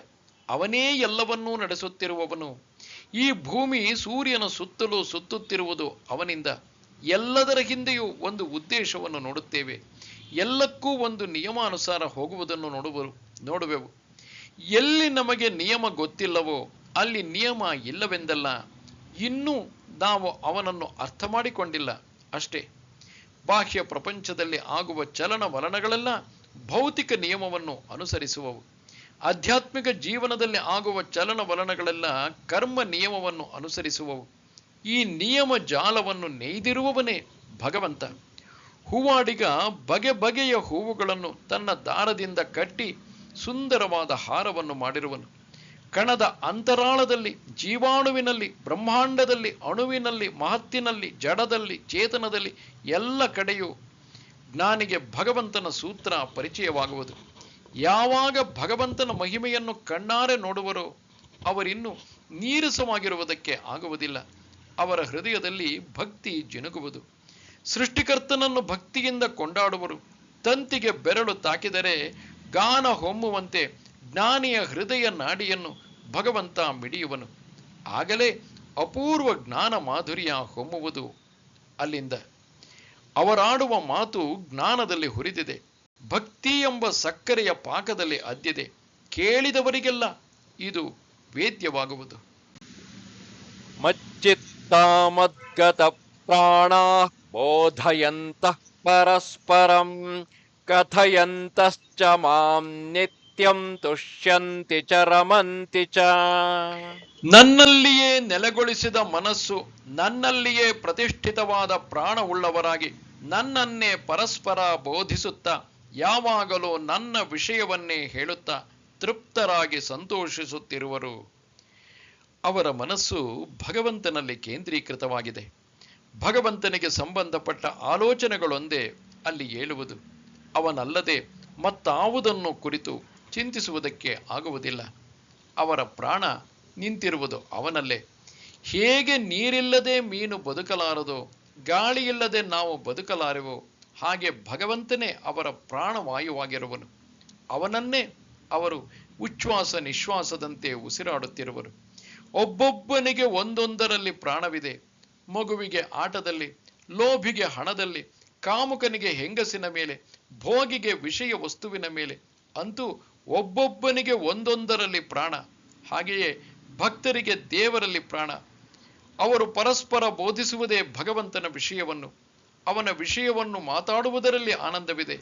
ಅವನ ವಿಷಯವನ್ನು ಕೇಳುವುದರಲ್ಲಿ ಆನಂದವಿದೆ. ಎಂದಿಗೂ ಹಳೆಯದಾಗದ ವಿಷಯ ಅದು. ಎಷ್ಟು ಕೇಳಿದರೂ ಹೊಸದೇ. ಅವನ ವಿಷಯವನ್ನು ಮಾತನಾಡಬೇಕಾದರೆ ಸ್ಫೂರ್ತಿ ತಾನಾಗಿ ಉಕ್ಕಿ ಬರುವುದು. ಎಷ್ಟು ಅವನ ವಿಷಯವನ್ನು ಕೇಳಿದರೂ ಬೇಸರವಾಗುವುದಿಲ್ಲ. ಇನ್ನು ಕೇಳುತ್ತಿರಬೇಕು ಎನಿಸುವುದು. ಕಾಲ ಸಾಗುವುದೇ ಅರಿಯುವುದಿಲ್ಲ. ಗಂಟೆಗಳು ನಿಮಿಷದಂತೆ ಉರುಳಿ ಹೋಗುವವು. ಯಾವಾಗಲೂ ಭಕ್ತರು ಭಗವಂತನ ವಿಷಯವನ್ನೇ ಕುರಿತು ಮಾತನಾಡುತ್ತಾ ಇರುತ್ತಾರೆ. ಜೀವನದಲ್ಲಿ ಸುಖವಾಗಿರಲಿ, ಕಷ್ಟವಾಗಿರಲಿ, ರೋಗದಲ್ಲಿ ನರಳುತ್ತಿರಲಿ, ದೇವರು ಎಷ್ಟು ಕಷ್ಟಕ್ಕೆ ಇವರನ್ನು ಗುರಿ ಮಾಡಲಿ, ಅವನ ಮಾತನ್ನು ಮಾತ್ರ ಆಡುವುದನ್ನು ಬಿಡುವುದಿಲ್ಲ. ಶ್ರೀರಾಮಕೃಷ್ಣರಿಗೆ ಭಕ್ತರೊಡನೆ ಮಾತನಾಡಿ ಗಂಟಲಿನಲ್ಲಿ ವ್ರಣ ಕ್ಯಾನ್ಸರ್ ಬಂತು. ಆಗ ವೈದ್ಯರು ಮಾತನಾಡಬೇಡಿ ಎಂದು ಕಟ್ಟಪ್ಪಣೆ ಕೊಟ್ಟರು. ಆಗ ಮಾತನಾಡಿದರೆ ನರಕ ಯಾತನೆ ಆಗುತ್ತಿತ್ತು. ಆ ಸಮಯದಲ್ಲಿಯೇ ಯಾರಾದರೂ ಭಕ್ತರು ಬಂದು ದೇವರ ವಿಷಯವನ್ನು ಕೇಳಿದರೆ ಸಾಕು, ಅವರು ಮಾತುಕತೆಯಲ್ಲಿ ತನ್ಮಯರಾಗುತ್ತಿದ್ದರು. ದೇಹ ಯಾತನೆಯನ್ನು ಗಮನಿಸಲಿ ಮನವೇ ನೀನು ದೇವರನ್ನು ಚಿಂತಿಸು, ದೇಹ ಯಾತನೆಯನ್ನು ಗಮನಿಸಲಿ ಮನವೇ ನೀನು ದೇವರನ್ನು ಚಿಂತಿಸು ಎಂದು ಹೇಳುತ್ತಿದ್ದರು. ದೇವರು ಅವರನ್ನು ಯಾವ ಸ್ಥಿತಿಯಲ್ಲಿಟ್ಟರೂ ತೃಪ್ತಿಪಡುತ್ತಾರೆ. ಜೀವನದಲ್ಲಿ ಗೊಣಗಾಡುವುದು ಅವರ ಸ್ವಭಾವವಲ್ಲ. ತಪ್ಪು ಕಂಡುಹಿಡಿಯುವುದು ಅವರ ಪ್ರಕೃತಿಗೆ ವಿರೋಧ. ಕೊಟ್ಟಿದ್ದರಲ್ಲಿ ತೃಪ್ತರಾಗಿ ಇಟ್ಟ ಸ್ಥಿತಿಯಲ್ಲಿ ನೆಮ್ಮದಿಯಿಂದ ಇರುತ್ತಾರೆ. ಅವರು ಸದಾ ಆನಂದದಲ್ಲಿ ಇರುವವರು. ಅವರ ಆನಂದ ಬಾಹ್ಯ ವಸ್ತುವಿನ ಸಂಘಾತದಿಂದ ಬಂದುದಲ್ಲ. ಹೃದಯದಲ್ಲಿ ಭಗವಂತ ಮಂಡಿಸಿರುವುದನ್ನು ನೋಡುವರು. ತಮ್ಮ ಹೊರಗೆ ಎಲ್ಲದರಲ್ಲಿಯೂ ಭಗವಂತನೇ ಇರುವುದನ್ನು ಅನುಭವಿಸುವರು. ಇಂತಹವರಿಗೆ ನಿರಾನಂದ ಹೇಗಿರಬಹುದು? ನಿಜವಾದ ಆನಂದವನ್ನು ಅನುಭವಿಸುವವರನ್ನು ನೋಡಬೇಕಾದರೆ ಇಂತಹ ಭಕ್ತರಲ್ಲಿ ನೋಡಬೇಕು. ವಿಷಯ ವಸ್ತುಗಳಲ್ಲಿ ಉನ್ಮತ್ತರಾಗಿರುವವರಲ್ಲಿ ಅಲ್ಲ. ಭಕ್ತರು ತಮ್ಮ ಹೃದಯವೆಂಬ ರೇಡಿಯೋ ಯಂತ್ರವನ್ನು ಭಗವಂತನ ಕಡೆಗೆ ತಿರುಗಿಸಿರುವರು. ಅಲ್ಲಿ ಯಾವಾಗಲೂ ಅವನಿಗೆ ಸಂಬಂಧಪಟ್ಟ ಗಾನವೇ ಹೊರಹೊಮ್ಮುತ್ತಿರುವುದು. ತೇಷಾಂ ಸತತಯುಕ್ತಾನಾಂ ಭಜತಾಂ ಪ್ರೀತಿಪೂರ್ವಕಂ ದದಾಮಿ ಬುದ್ಧಿಯೋಗಂ ತಂ ಯೇನ ಮಾಮುಪಯಾಂತಿ ತೇ. ನಿತ್ಯಯುಕ್ತರು ಪ್ರೀತಿಪೂರ್ವಕವಾಗಿ ಭಜಿಸುತ್ತಿರುವವರು ಆದ ಅವರಿಗೆ ಬುದ್ಧಿಯೋಗವನ್ನು ಕೊಡುತ್ತೇನೆ. ಅದರಿಂದ ಅವರು ನನ್ನನ್ನೇ ಹೊಂದುವರು. ನಿತ್ಯಯುಕ್ತರು ಅಂದರೆ ಯಾವಾಗಲೂ ಭಗವಂತನನ್ನು ಕುರಿತು ಚಿಂತಿಸುತ್ತಿರುವವರು. ನದಿ ಹೇಗೆ ಒಂದೇ ಸಮನೆ ಸಾಗರದ ಕಡೆಗೆ ಹರಿದುಕೊಂಡು ಹೋಗುತ್ತಿರುವುದೋ ಹಾಗೆ ಭಕ್ತ ಅನುಗಾಲವು ದೇವರನ್ನೇ ಕುರಿತು ಚಿಂತಿಸುತ್ತಿರುವನು. ಅವನು ಇತರ ಯಾವ ಕೆಲಸ ಕಾರ್ಯಗಳಲ್ಲಿ ನಿರತನಾಗಿದ್ದರೂ ಭಗವತ್ ಚಿಂತನೆ ಹಿನ್ನೆಲೆಯ ಸಂಗೀತದಂತೆ ವ್ಯಾಪಿಸಿಕೊಂಡಿರುವುದು. ಹಾಗೆ ಅವನನ್ನು ಕುರಿತು ಚಿಂತಿಸುವಾಗ ಬರೀ ಯಾಂತ್ರಿಕವಾಗಿ ಮಾಡುವುದಿಲ್ಲ, ಅದು ನೀರಸವಾಗಿರುವುದಿಲ್ಲ. ಚಿಂತನೆಯ ಗಾಲಿಗಳು ಶಬ್ದ ಮಾಡದಂತೆ, ಘರ್ಷಣೆಯಾಗದಂತೆ ಪ್ರೀತಿಯ ಎಣ್ಣೆಯನ್ನು ಸವರಿರುವನು. ಅವನ ಹೃದಯದಲ್ಲಿ ಭಗವಂತನ ಮೇಲೆ ಪ್ರೀತಿ ವಿಶ್ವಾಸಗಳು ಸದಾ ಜಿನುಗುತ್ತಿರುವವು. ಅವನನ್ನು ಕುರಿತು ಚಿಂತಿಸಿದರೇನೆ ಅವನ ಹೃದಯ ಉಬ್ಬುವುದು. ಚಂದ್ರನನ್ನು ಕಂಡು ಸಾಗರ ಉಬ್ಬುವಂತೆ ಯಾವಾಗ ಎಡೆಬಿಡದೆ ಭಕ್ತ ಹೀಗೆ ಭಗವಂತನನ್ನು ಕುರಿತು ಚಿಂತಿಸುತ್ತಿರುವನೋ ಆಗ ಭಗವಂತ ಭಕ್ತನಿಗೆ ಜ್ಞಾನವನ್ನು ಕೊಡುತ್ತಾನೆ. ಇದರಿಂದ ಅವನಿಗೆ ತಾನು ಯಾರು ಎಂಬುದು ಗೊತ್ತಾಗುವುದು. ಭಗವಂತನ ಮಹಿಮೆ ಏನು ಎಂಬುದು ಗೊತ್ತಾಗುವುದು. ಅವನು ಶಾಸ್ತ್ರಗಳನ್ನು ಓದಿ ಈ ವಿಷಯಗಳನ್ನು ತಿಳಿದುಕೊಳ್ಳುವುದಿಲ್ಲ. ಭಗವಂತನೇ ಇವುಗಳನ್ನೆಲ್ಲ ಅವನಿಗೆ ಕೊಡುವನು. ಭಕ್ತ ಭಗವಂತನಿಂದ ಜ್ಞಾನವನ್ನು ಕೇಳುವುದಿಲ್ಲ. ಅವನಿಗೆ ಮುಕ್ತಿಯೂ ಬೇಕಿಲ್ಲ. ಸುಮ್ಮನೆ ಭಗವಂತನನ್ನು ಪ್ರೀತಿಸುವನು. ಆದರೆ ಕನಿಕರದಿಂದ ತನ್ನ ಭಕ್ತ ಸರ್ವತೋಮುಖವಾಗಿ ಬೆಳೆಯಬೇಕೆಂದು ಜ್ಞಾನವನ್ನು ಭಗವಂತ ಕರುಣಿಸುವನು. ಭಕ್ತಿ ಎಲ್ಲಿ ಇದೆಯೋ ಅಲ್ಲಿ ಜ್ಞಾನದ ಅಭಾವ ಇರುವುದಿಲ್ಲ. ಜ್ಞಾನ ಕೂಡ ಇರುವುದು. ಭಕ್ತಿ ಮುಂದೆ ಹೋದರೆ ಜ್ಞಾನ ಹಿಂದಿನಿಂದ ಬರುವುದು. ಮುಂಚೆ ಭಗವಂತನನ್ನು ಪ್ರೀತಿಸುವನು, ಅನಂತರ ಅವನಾರು ಎಂಬುದನ್ನು ಇನ್ನು ಬೇರೆ ಯಾರೂ ಹೇಳಬೇಕಾಗಿಲ್ಲ. ಅವನೇ ತಾನಾರು ಎಂಬುದನ್ನೆಲ್ಲ ಹೇಳುವನು. ಯಾವಾಗ ಅವನನ್ನು ಚೆನ್ನಾಗಿ ತಿಳಿಯುವನೋ ಆಗ ಮುಕ್ತಿಯನ್ನು ಪಡೆಯುವನು. ತೇಷಾಮೇವಾನುಕಂಪಾರ್ಥಂ ಅಹಮಜ್ಞಾನಜಂ ತಮಃ ನಾಶಯಾಮ್ಯಾತ್ಮಭಾವಸ್ಥಃ ಜ್ಞಾನದೀಪೇನ ಭಾಸ್ವತ. ಅವನಿಗೆ ಅನುಕಂಪೆಯನ್ನು ತೋರಿಸಬೇಕೆಂದು ನಾನು ಅವನ ಬುದ್ಧಿಯಲ್ಲಿ ನೆಲೆಸಿ ಪ್ರಕಾಶಿಸುತ್ತಿರುವ ಜ್ಞಾನದಿಂದ ಅಜ್ಞಾನದಿಂದ ಹುಟ್ಟಿದ ತಮಸ್ಸನ್ನು ನಾಶ ಮಾಡುತ್ತೇನೆ. ಯಾವಾಗ ಭಕ್ತ ಭಗವಂತನಲ್ಲಿ ಶರಣಾಗುತ್ತಾನೆಯೋ ಆಗ ದೇವರು ಅವನಿಗೆ ಅನುಕಂಪೆಯನ್ನು ತೋರಿಸುತ್ತಾನೆ. ಪಾಪ, ಇವನು ನನ್ನನ್ನೇ ನೆಚ್ಚಿದ್ದಾನೆ, ಇವನ ಉದ್ಧಾರಕ್ಕೆ ನಾನು ಎಲ್ಲವನ್ನೂ ಮಾಡಬೇಕೆಂದು ದೇವರು ಭಾವಿಸುತ್ತಾನೆ. ಇಲ್ಲದಿದ್ದರೆ ಭಕ್ತನಿಗೆ ಅಲ್ಲ ಅಗೌರವ, ದೇವರಿಗೆ ಅಗೌರವ. ಮಗು ಹರಕಲು ಅಂಗಿ ಹಾಕಿಕೊಂಡು ಅಲೆಯುತ್ತಿದ್ದರೆ ಮಗುವಿಗೇನು ಲಜ್ಜೆಯಿಲ್ಲ, ಅದನ್ನು ಹೆತ್ತವರಿಗೆ ಅವಮಾನ. ಅದಕ್ಕಾಗಿ ಮುಂಚೆ ಅದಕ್ಕೆ ಚೆನ್ನಾಗಿರುವ ಬಟ್ಟೆ ಬರೆ ಹೊಲಿಸುತ್ತಾರೆ. ಆ ಮಗು ಏನು ತನಗೆ ಕೊಡು ಎಂದು ಕೇಳುವುದಿಲ್ಲ. ಆದರೆ ದೇವರೇ ಇವನಿಗೆ ಕೊಡದೇ ಇದ್ದರೆ ನನ್ನ ಮಾನ ಉಳಿಯುವಂತಿಲ್ಲ ಎಂದು ಮುಂಚೆ ಅವನ ಬುದ್ಧಿಯಲ್ಲಿ ನೆಲೆಸುತ್ತಾನೆ. ಯಾವಾಗ ಭಗವಂತನೇ ಅವನ ಬುದ್ಧಿಯಲ್ಲಿ ನೆಲೆಸುತ್ತಾನೋ ಅದು ಪವಿತ್ರವಾದ ಬುದ್ಧಿಯಾಗುವುದು, ಬಹು ಹರಿತವಾದ ಬುದ್ಧಿಯಾಗುವುದು. ಅನಾತ್ಮ ವಸ್ತುಗಳೆಲ್ಲ ತಕ್ಷಣ ಗ್ರಹಿಸುವ ಸ್ಥಿತಿಗೆ ಬರುವವು. ಅವನು ಶಾಸ್ತ್ರಾದಿಗಳನ್ನು ಅಧ್ಯಯನ ಮಾಡಿಲ್ಲದೇ ಇರಬಹುದು, ಯಾವ ತರ್ಕದ ಗರಡಿಯಲ್ಲಿಯೂ ಅವನು ಕಸರತ್ತನ್ನೂ ಮಾಡಿಲ್ಲ. ಆದರೆ ಇವನೆದುರಿಗೆ ಯಾವ ಶಾಸ್ತ್ರ ಬಲ್ಲವನೂ ನಿಲ್ಲಲಾರ, ಯಾವ ವಾದಿಯೂ ಇವನನ್ನು ಸೋಲಿಸಲಾರ. ಏಕೆಂದರೆ ಇವನ ಹಿಂದೆ ಭಗವಂತನೇ ಇವನಿಗೆ ಬೇಕಾದುದನ್ನೆಲ್ಲ ಒದಗಿಸುತ್ತಿರುವನು. ಪುಸ್ತಕದಿಂದ ಕಲಿತ ವಿದ್ಯೆಗೆ ಅಂತ್ಯವಿದೆ. ಯಾರ ಹಿಂದೆ ದೇವರೇ ನಿಂತಿರುವನೋ ಅವನ ಜ್ಞಾನಕ್ಕೆ ಇನ್ನು ಬರಗಾಲಗಿರುವುದಿಲ್ಲ. ಅವನ ಮಾತು ವೇದ ಉಪನಿಷತ್ತುಗಳಿಗೆ ಸಮನಾಗಿರುತ್ತದೆ. ಭಕ್ತನಲ್ಲಿ ಬೆಳಗುತ್ತಿರುವ ಜ್ಞಾನದ ಕಾಂತಿಯಿಂದ ಮೊದಲು ದೇವರು ಅವನ ಅಜ್ಞಾನವನ್ನು ನಾಶ ಮಾಡುತ್ತಾನೆ. ಭಗವಂತ ಭಕ್ತನಲ್ಲಿ ಮುಂಚೆ ಮಾಡುವ ಕೆಲಸವೇ ಇದು. ಮೊದಲು ಅವನನ್ನು ನೇರ ಮಾಡುವನು, ಪವಿತ್ರ ಮಾಡುವನು, ಪರಿಶುದ್ಧನನ್ನಾಗಿ ಮಾಡುವನು. ಮೊದಲು ಭಗವಂತ ತನ್ನನ್ನು ನೆಚ್ಚಿರುವ ಭಕ್ತನನ್ನು ಮುತ್ತಿರುವ ಅಜ್ಞಾನದ ಕೆಸರನ್ನು ತೊಳೆಯುತ್ತಾನೆ. ಅನಂತರ ಅವನ ಮೂಲಕ ಇತರರ ಅಜ್ಞಾನವನ್ನು ತೊಳೆಯುವ ಕೆಲಸವನ್ನು ಮಾಡುತ್ತಾನೆ. ಇಷ್ಟೆಲ್ಲ ಕೇಳಿದಂತಹ ಅರ್ಜುನ ಆಗ ಭಗವಂತನಿಗೆ ಹೀಗೆ ಹೇಳುತ್ತಾನೆ. ಅರ್ಜುನ ಉವಾಚ ಪರಂ ಬ್ರಹ್ಮ ಪರಂ ಧಾಮ ಪವಿತ್ರಂ ಪರಮಂ ಭವಾನ್ ಪುರುಷಂ ಶಾಶ್ವತಂ ದಿವ್ಯಂ ಆದಿದೇವಮಜಂ ವಿಭುಂ ಆಹುಸ್ತ್ವಾಮರ್ಷಯಃ ಸರ್ವೇ ದೇವರ್ಷಿರ್ನಾರದಸ್ತಥಾ ಅಸಿತೋ ದೇವಲೋ ವ್ಯಾಸಃ ಸ್ವಯಂ ಚೈವ ಬ್ರವೀಷಿ ಮೇ. ನೀನು ಪರಬ್ರಹ್ಮ, ಪರಮಧಾಮ ಮತ್ತು ಪರಮ ಪವಿತ್ರ. ಎಲ್ಲಾ ಋಷಿಗಳು, ದೇವರ್ಷಿಯಾದ ನಾರದನು, ಅಸಿತ, ದೇವಲ, ವ್ಯಾಸ ಮುಂತಾದವರು ನಿನ್ನನ್ನು ಶಾಶ್ವತನೆಂದು, ದಿವ್ಯನೆಂದು, ಪುರುಷನೆಂದು, ಆದಿದೇವನೆಂದು, ಅಜನೆಂದು, ವಿಭುವೆಂದು ಹೇಳುತ್ತಾರೆ. ನೀನೂ ಕೂಡ ನನಗೆ ಹಾಗೆಯೇ ಹೇಳುತ್ತಿರುವೆ. ಅರ್ಜುನ ಮುಂಚೆ ಸಖ ಎಂದು ಕರೆಯುತ್ತಿದ್ದ. ಈಗ ಶ್ರೀಕೃಷ್ಣನಲ್ಲಿ ಸಾಕ್ಷಾತ್ ಪರಬ್ರಹ್ಮನನ್ನು ನೋಡುತ್ತಾನೆ. ನನ್ನ ಭಕ್ತನ ಹೃದಯದಲ್ಲಿದ್ದು ನಾನು ಅವನ ಬುದ್ಧಿಯನ್ನು ಬೆಳಗುತ್ತೇನೆ ಎಂದು ಶ್ರೀಕೃಷ್ಣ ಹಿಂದಿನ ಶ್ಲೋಕದಲ್ಲಿ ಹೇಳಿದ. ಅದರಂತೆಯೇ ಅವನ ಭಕ್ತನಾದ ಅರ್ಜುನನ ಬುದ್ಧಿಯಲ್ಲಿಯೂ ಬೆಳಗುತ್ತಾನೆ. ಆಗ ಅರ್ಜುನನಿಗೆ ಶ್ರೀಕೃಷ್ಣನ ದೈವತ್ವ ಹೊಳೆಯುವುದು. ಅದನ್ನು ತಾನೇ ಅನುಭವಿಸಿ ಹೇಳುತ್ತಾನೆ. ಅರ್ಜುನ ಶಾಸ್ತ್ರಾದಿಗಳನ್ನು ಓದಿ ಈ ಜ್ಞಾನವನ್ನು ಸಂಗ್ರಹಿಸಲಿಲ್ಲ. ಶ್ರೀಕೃಷ್ಣನ ಸ್ಪರ್ಶದಿಂದ ಅರ್ಜುನನ ಹೃದಯ ಚಿಲುಮೆ ಬಾಯಿ ತೆರೆದು ಜಿನುಗತೊಡಗಿತು. ನೀನು ಪರಬ್ರಹ್ಮ ಎನ್ನುತ್ತಾನೆ. ದೇಶ ಕಾಲ ನಿಮಿತ್ತಕ್ಕೆ ಅತೀತವಾದ ಪರಬ್ರಹ್ಮನೇ ಶ್ರೀಕೃಷ್ಣ. ಎಲ್ಲ ನಾಮಗಳ ಆಕಾರಗಳನ್ನು ಮೀರಿರುವವನೇ ಅವನು. ಗುಣಾತೀತ, ರೂಪಾತೀತ, ಸರ್ವವ್ಯಾಪಿ ಅವನು. ನೀನೇ ಪರಂಧಾಮ ಎನ್ನುತ್ತಾನೆ. ನಿನ್ನನ್ನು ಮೀರಿದ ಲೋಕವಿಲ್ಲ. ಯಾರು ನಿನ್ನನ್ನು ಮುಟ್ಟುತ್ತಾರೋ ಅವರು ಮಾಯೆಯ ಆಟದಿಂದ ಪಾರಾದವರು. ಮಾಯೆ ಇವನಿರುವೆಡೆ ಕಾಡಲು ಬಾರದು. ಒಮ್ಮೆ ಇವನನ್ನು ಸೇರಿದರೆ ಇನ್ನು ಮೇಲೆ ಜನನ ಮರಣಗಳ ಸಂಸಾರ ಚಕ್ರಕ್ಕೆ ಸಿಕ್ಕುವುದಿಲ್ಲ.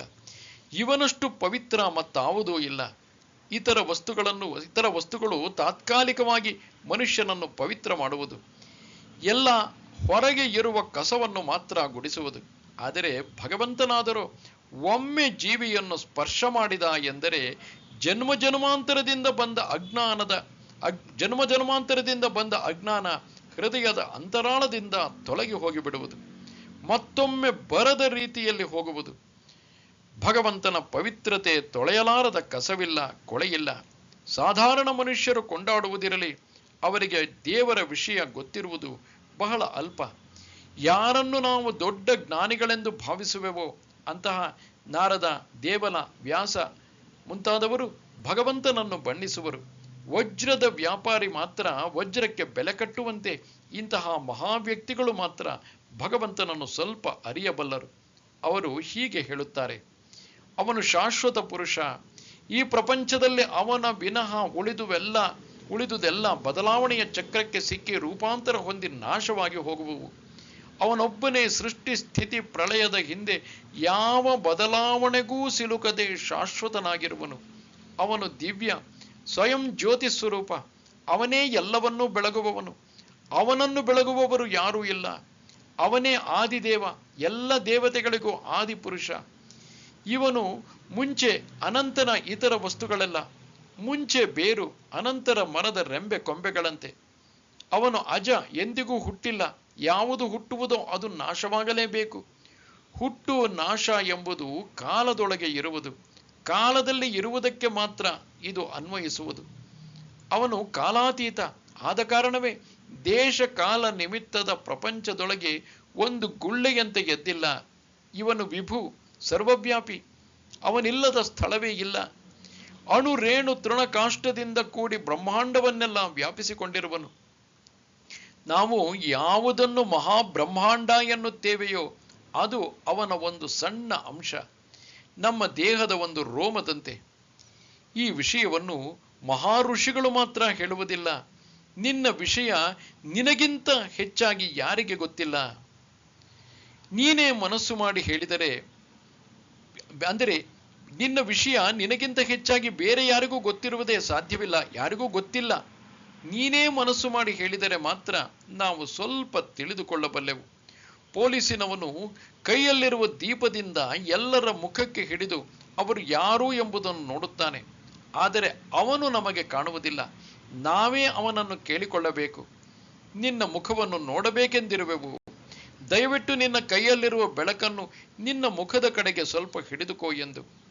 ಅವನು ಕೃಪೆ ಮಾಡಿದರೆ ಮಾತ್ರ ಅವನನ್ನು ತಿಳಿದುಕೊಳ್ಳಬಹುದು ಎಂದು ಶ್ರೀರಾಮಕೃಷ್ಣರು ಹೇಳುತ್ತಿದ್ದರು. ಸರ್ವಮೇತದೃತಂ ಮನ್ಯೇ ಯನ್ಮಾಂ ವದಸಿ ಕೇಶವ, ನಹಿ ತೇ ಭಗವನ್ ವ್ಯಕ್ತಿಂ ವಿದುರ್ದೇವಾನ ದಾನವಾಃ. ಕೇಶವ, ನೀನು ಯಾವುದನ್ನು ನನಗೆ ಹೇಳುತ್ತಿರುವೆಯೋ ಅವೆಲ್ಲವನ್ನೂ ಸತ್ಯವೆಂದು ತಿಳಿಯುತ್ತೇನೆ. ಭಗವಂತ, ದೇವತೆಗಳು, ದಾನವರೂ ಕೂಡ ನಿನ್ನ ವ್ಯಕ್ತಿತ್ವವನ್ನು ಅರಿಯರು.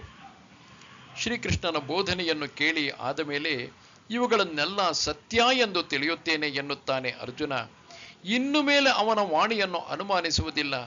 ಸತ್ಯವನ್ನು ಅರಿತವನು ಮಾತನಾಡಿದರೆ ಅವನ ಮಾತಿನಲ್ಲಿ ಒಂದು ಅಪೂರ್ವ ಶಕ್ತಿ ಇರುವುದು. ಅದು ನಮ್ಮ ಮೇಲೆ ತನ್ನ ಪ್ರಭಾವವನ್ನು ಬೀರುವುದು. ನಮ್ಮ ಮನಸ್ಸು ಅದಕ್ಕೆ ಎಷ್ಟು ಅಣಿಯಾಗುವುದೋ ಅಷ್ಟು ಬೇಗ ಅದು ಪರಿಣಾಮಕಾರಿಯಾಗಿರುವುದು. ಇನ್ನು ಮೇಲೆ ಶ್ರೀಕೃಷ್ಣ ಪರಮಾತ್ಮನೇ ಎಂಬುದನ್ನು ಸಂಶಯ ಪಡುವುದಿಲ್ಲ ಅರ್ಜುನ. ಅವನ ದಯದಿಂದ ಇವನ ಒಳಗಣ್ಣು ತೆರೆದಿದೆ. ಅದರ ಮೂಲಕ ನೋಡಿದಾಗ ಮಾತ್ರ ಶ್ರೀಕೃಷ್ಣನ ಮಹಿಮೆ ಗೊತ್ತಾಗುವುದು. ಒಳಗಿನ ಕಣ್ಣು ತೆರೆಯದೇ ಇದ್ದರೆ ನಾವು ಒಬ್ಬ ಅವತಾರದ ಹತ್ತಿರವೇ ದಿನ ಬೆಳಗಾದರೆ ಇರಬಹುದು, ಅದರ ಮಹಿಮೆ ನಮಗೆ ಗೊತ್ತಾಗುವುದೇ ಇಲ್ಲ. ದೇವರೇ ನಮ್ಮ ಎದುರಿಗೆ ಬಂದು ನಾನು ದೇವರು ಎಂದರೆ ಎಷ್ಟು ಜನ ನಂಬುತ್ತಾರೆ?